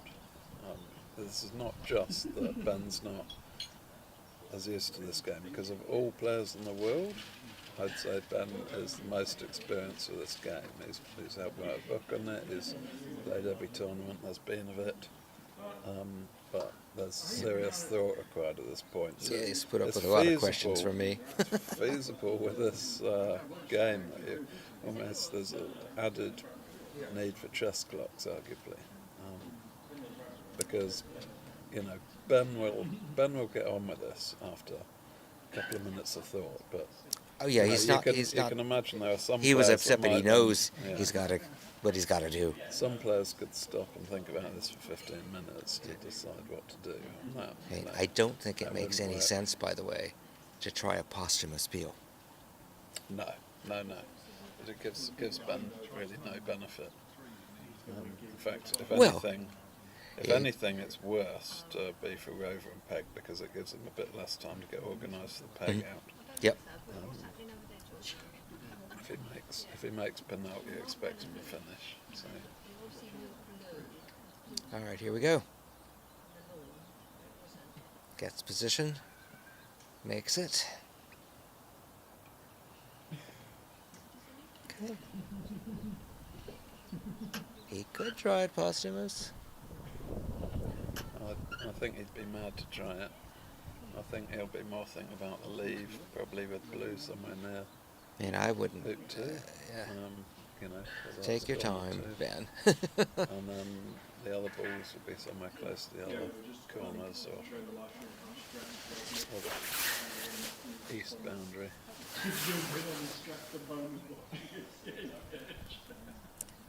Because, you know, you'd have to do the rover posthumously as well to make any sense of it. You really can't. Oh, he's doing it. Well, that surprises me. Me too.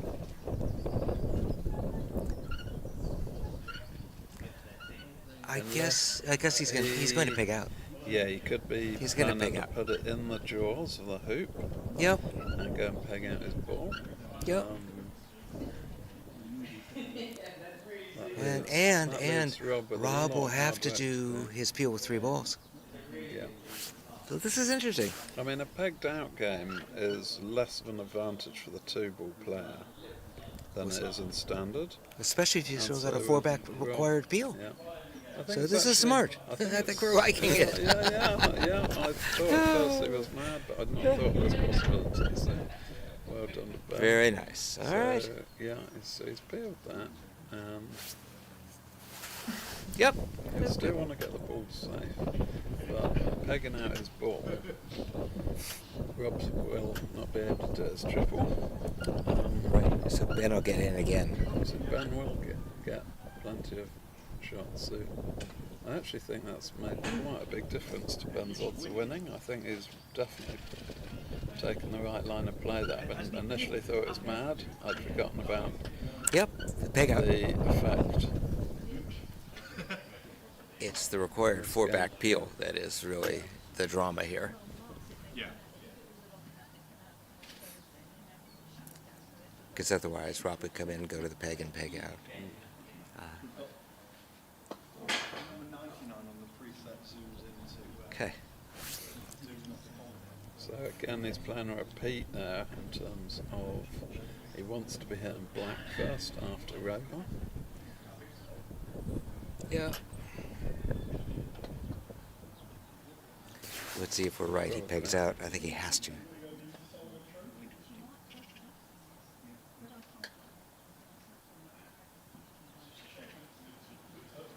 Yeah, he definitely ought to. Otherwise the pair was madness.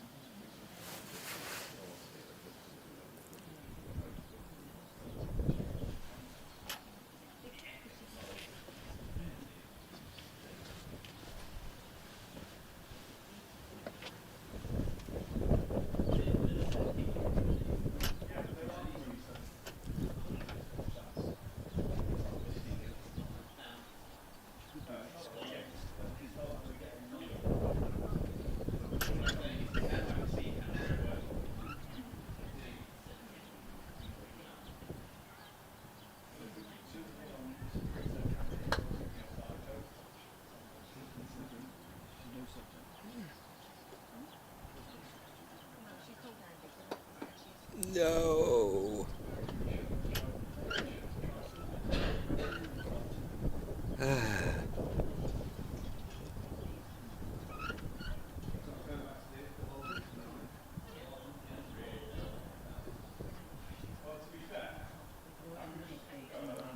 Rover versus 2 and 4 back.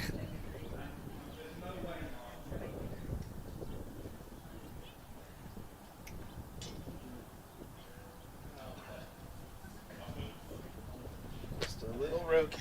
My striker ball hit it, and my striker ball had enough momentum to bang into the hoop and go a foot. But that other ball was on a hill and just shook, moved like 1 inch. Oh, this is a long way from over.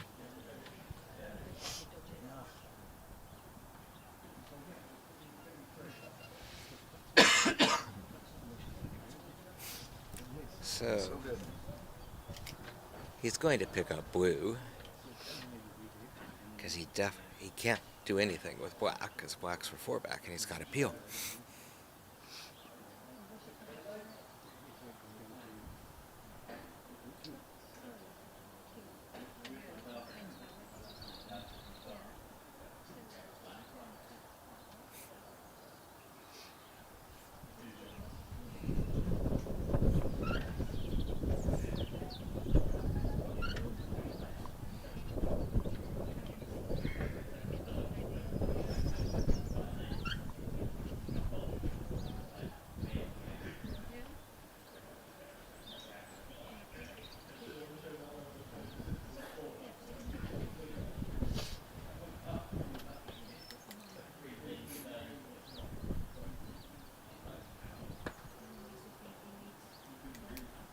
Does Rob remember the contact? Maybe not.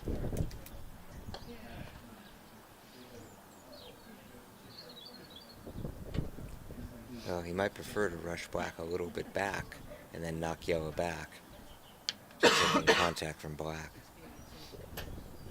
Theory, black to 3. Yeah. And rushing yellow to red. Yep. Yellow to 3. So, Yep, I you don't left him understand 4 why he balls, prefers man. the Huh? 4-yarder instead of, well, I was trying to set a lead. He's going to try to rush black out of bounds and not much care about blue, and then rush red out of bounds. And Yep. Get yellow out of bounds. You were going to peg out, though, right? You Not had. if I could get balls to boundaries. Ah. If I couldn't get everything to boundaries. But then I the, would peg but out. you'd leave him with a 3-ball peel. Right? So I think it would have been much better. Yes, but also Rob can make hoops and rush to wider positions quite often. He's got to get the 4-back peel. And he could rush to 4-back and wire and leave himself a dolly rush for a peel. Of course. But you get a lot of turns there.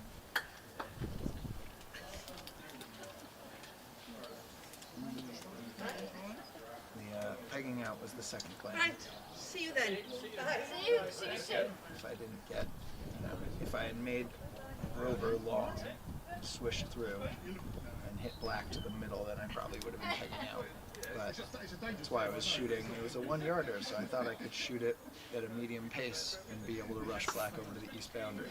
I hear you. But ended up not even going through the hoop, so maybe I should have just run the hoop hard. Put blue as a deep ball so I could run the hoop hard as a backup play.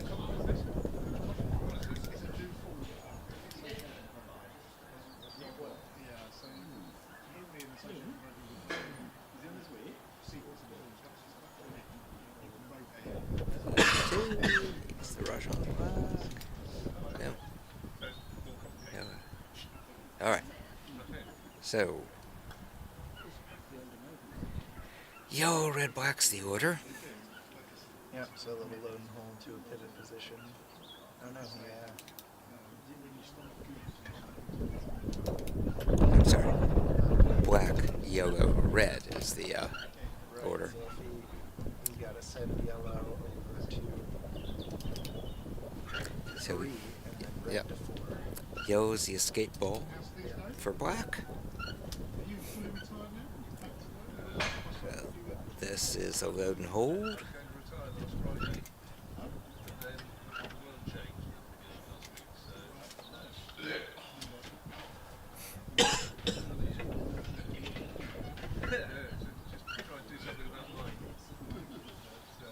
Yep.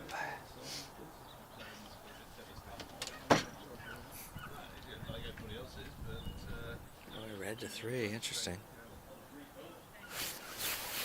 Ah, no, black to 3. Yeah, this is the right order. Oh, oh, we made it.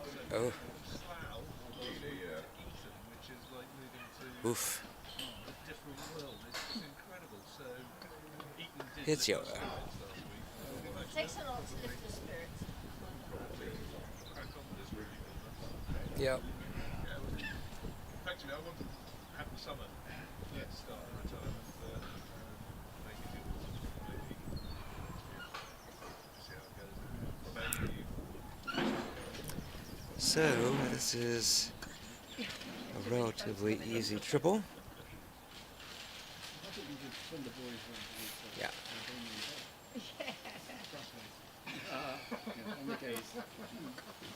Pete, we announce it for a minute. I'm going to go visit the men's room. He's settled up for to make 3 and then peel. Okay, I'll do that then.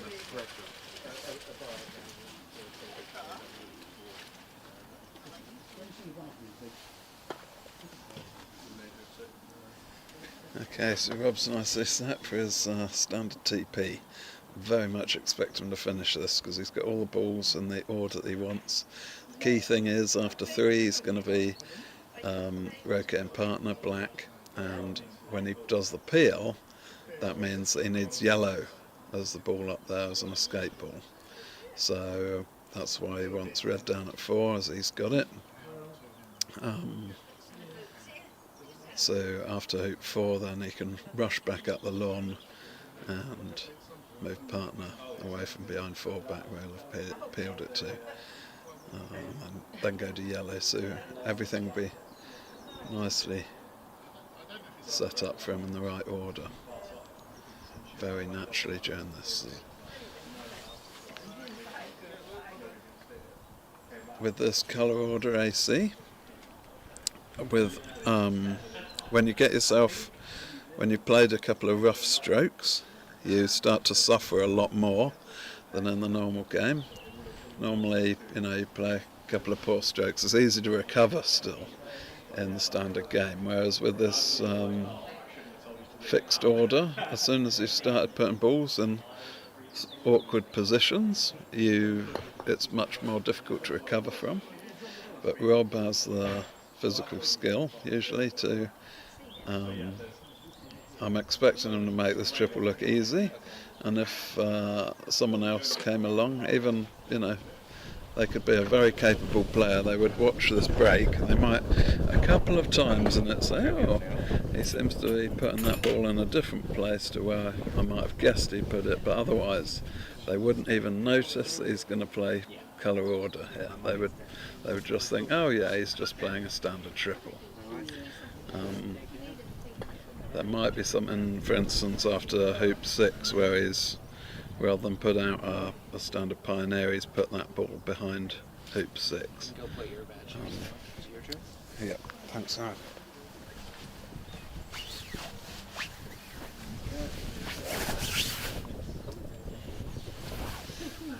You want to join us, Jamie, for a minute? Absolutely. I didn't go over there.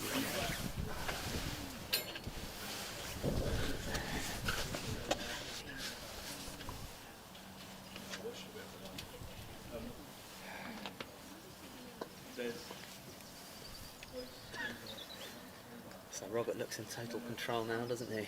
Oh, totally. Everything is pretty much where he wants it. He's now played enough. 4 back's done. Yeah, 4 backfield's done. He's played enough standard. colour order now that I don't think he'll come to any ball order It's errors. Well, it's standards It for a is. while. Yeah. It's just easy. Yeah, standards all the way, and it naturally you want standards anyway in a TP. So yeah, no, I don't think there'll be there's a small chance of a physical error because it is quite breezy. And Rob has never been a big fan of playing in the wind, so you never know. There might be a physical error in there, but it feels unlikely to me, I must say. Yep.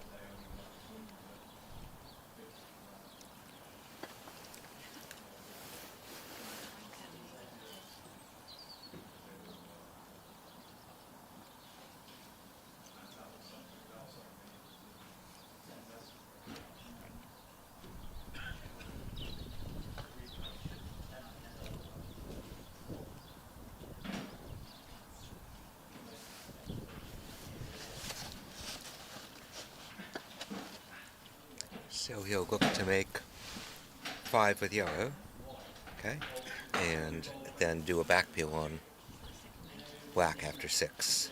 So at the moment it goes yellow, red, black, so black is playing here.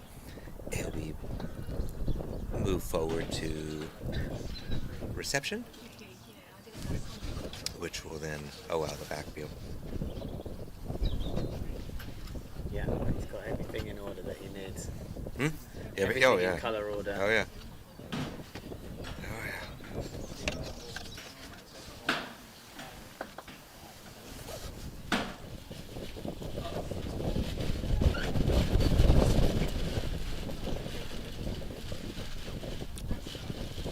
So remember, yellow is the escape ball for black. So this will go near black. Yeah, one of the things that over this weekend, that I had to train myself at the beginning of a peeling turn, is to really get it into your head. Which ball is Which escape? is the escape. It's so key, because I've seen a few people make peeling turn errors because their escape ball is not in colour order. But once you tell yourself, this has got to be my escape ball, then it gets into your head and you remember. And then the process is the same. So of course you just keep repeating. I'll be interested to see how Rob likes to play the last peel. Yeah, because I've seen quite a few different variants. You can do it on the way to 8, 9, 10, 11, straight rover. I mean, they're all there. Yeah. Right, you'll have to excuse me.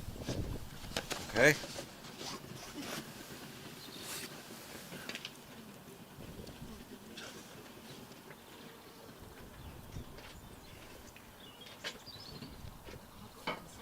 Well, this is looking stark. Yep. Sorry. It'll be time for beer soon, Ben. We shall see. So what happened with you guys in the 2-ball playoff? I made 4, Jamie made 2, and Aston didn't make any. Okay.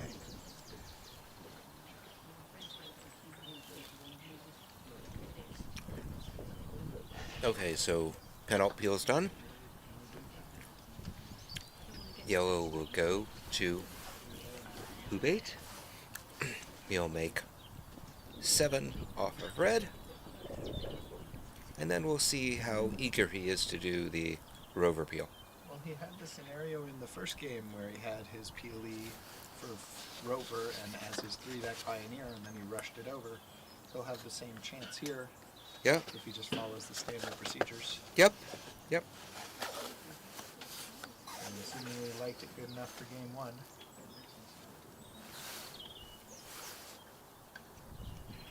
So my question for you, Howard, is with a 5th turn triple in the books and 2 11-turn 3-ball breaks, at least 2, a second 3rd turn break around, although I don't think that resulted in a clean triple. A quad. A quad. Rob's looking to win this with 2 triples in a row and a best of 3. Do we need to make the game more interactive? Don't think so. Just maybe need some harder conditions to make this well, more but interactive. Although these weren't, croquet-less games that Rob and I had. No. I certainly had my chances. Oh, yeah.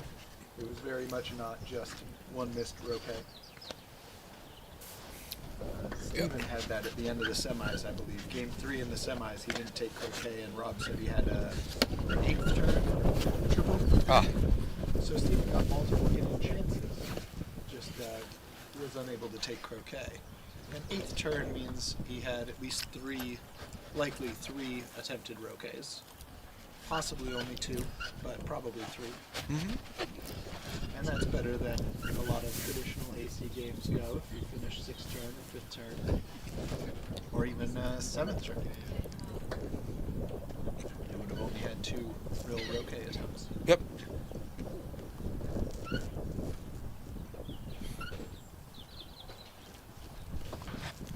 I would assume, I'd like to think we've had more interaction based on the fact that, if we were playing traditional AC in these conditions, because we're not making the hoops particularly tight, the lawn is very forgiving at its pace, although difficult for long rolls. I think traditional AC, the games would be much less interactive. Okay, so he can now either send yellow to 4 back. Or leave it as a Well, pivot leave it. at rover. Yep. It's escape at rover. Yep. As a pivot escape. Yeah. And then this time he's keeping it out of the way of the rush over to rover. Yep. Oh no, same spot. Same spot. I was gonna put it. Alright, he likes that window. He doesn't want to have a 3-yard go at the peel. So I guess yellow's not in the way of that rush.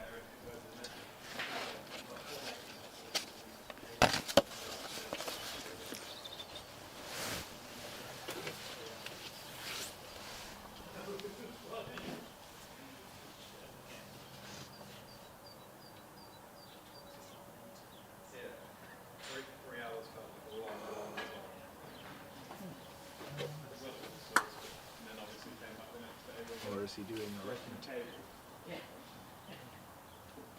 Being able to preset the camera position.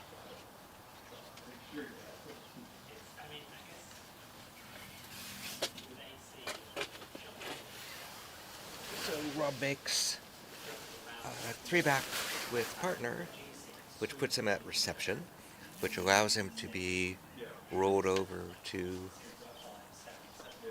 Rover. Yeah, we got like. And the peel tried. I wonder, what's the saying? The only thing worse than watching a boring old TP is a boring FTP. So that what failed, you're a failed saying? TV. Yeah. That's it. That's in Wiley's book. But in this game, are they at least a little entertaining? Oh yeah. Having to do big rolls to get them started at least. Although, I left Rob a pretty easy build, so his might have been boring. Mine was a little exciting, with peaks and valleys, although it did fail. Oh, you had some fabulous shots. Spectacularly. Fabulous shots. The peel and escape from 4-back to 2-back felt justified. Oh, it was wonderful. I really thought you had the straight double. Yeah, rolling it that close to penalty seemed like it was upping my percentages quite a lot, and then just the Okay, so there's. striker ball went a little slow. So Rover's done. Oh goodness! We had a 5-hour game. Got to start rooting for a mall mirror now. Maybe it is time. I'll do my version of the Bob Jackson. I'll go pour myself a pint instead of put away my mallet. I'll go pour a pint. I think we'll all be ready for a pint in a few minutes. This is over.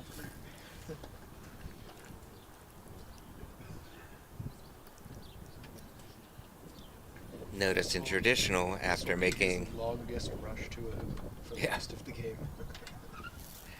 in traditional AC, you could make 4-back and then go make penalt with yellow, and even Rover with black. But very fast conditions, you might want to avoid having to come 60 foot south. Right, but here, after he plays red, we're in color order, he has to go get black, which won't be a problem, but it means he needs this rush, or else he has to do a long takeoff, a long roll. Whereas normally, if you don't get this rush, you just carry on and ignore black. But yeah, of course, he got the rush anyway. Chunked it a bit. Or a rush, yeah. He should be fine. Maybe he's thinking about what denominations he'd like his prize money in. So, distracted a little. He'll probably leave black here, and then he'll send yellow down after Rover, after penalt. So I think he'll do a repeat after. He wants the rush on black, and then he might even put it as reception, do an expedite. Okay, I was thinking of a repeat coming at him with yellow, but either works. Repeat with yellow would mean yellow is what he's going to put as reception. Yeah, reception, pivot, and then. But.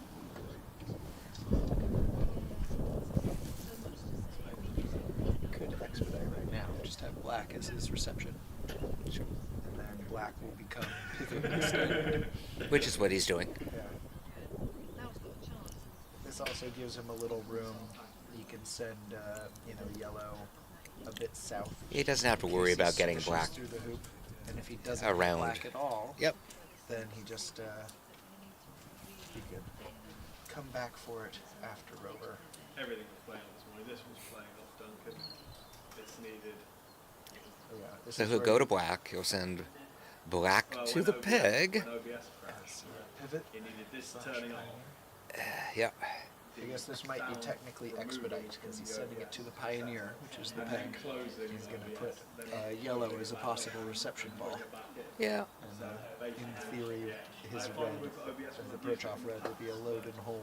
If something does go But wrong, he could use either as a reception ball, as long as he gets the rush on red back up to black. Black to the peg. Yellow to red. camera whilst you're going doesn't really seem to work.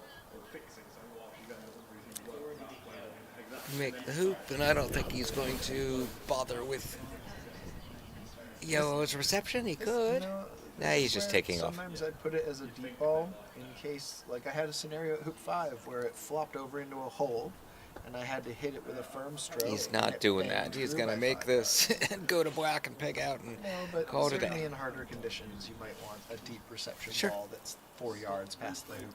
There's no in case you harm. Let's put swish it that through. way. And if not, then he just hits red first anyway. But We're about to have a champion. Red to black. goodness, always the bridesmaid for me. Oh yeah. I think we've got find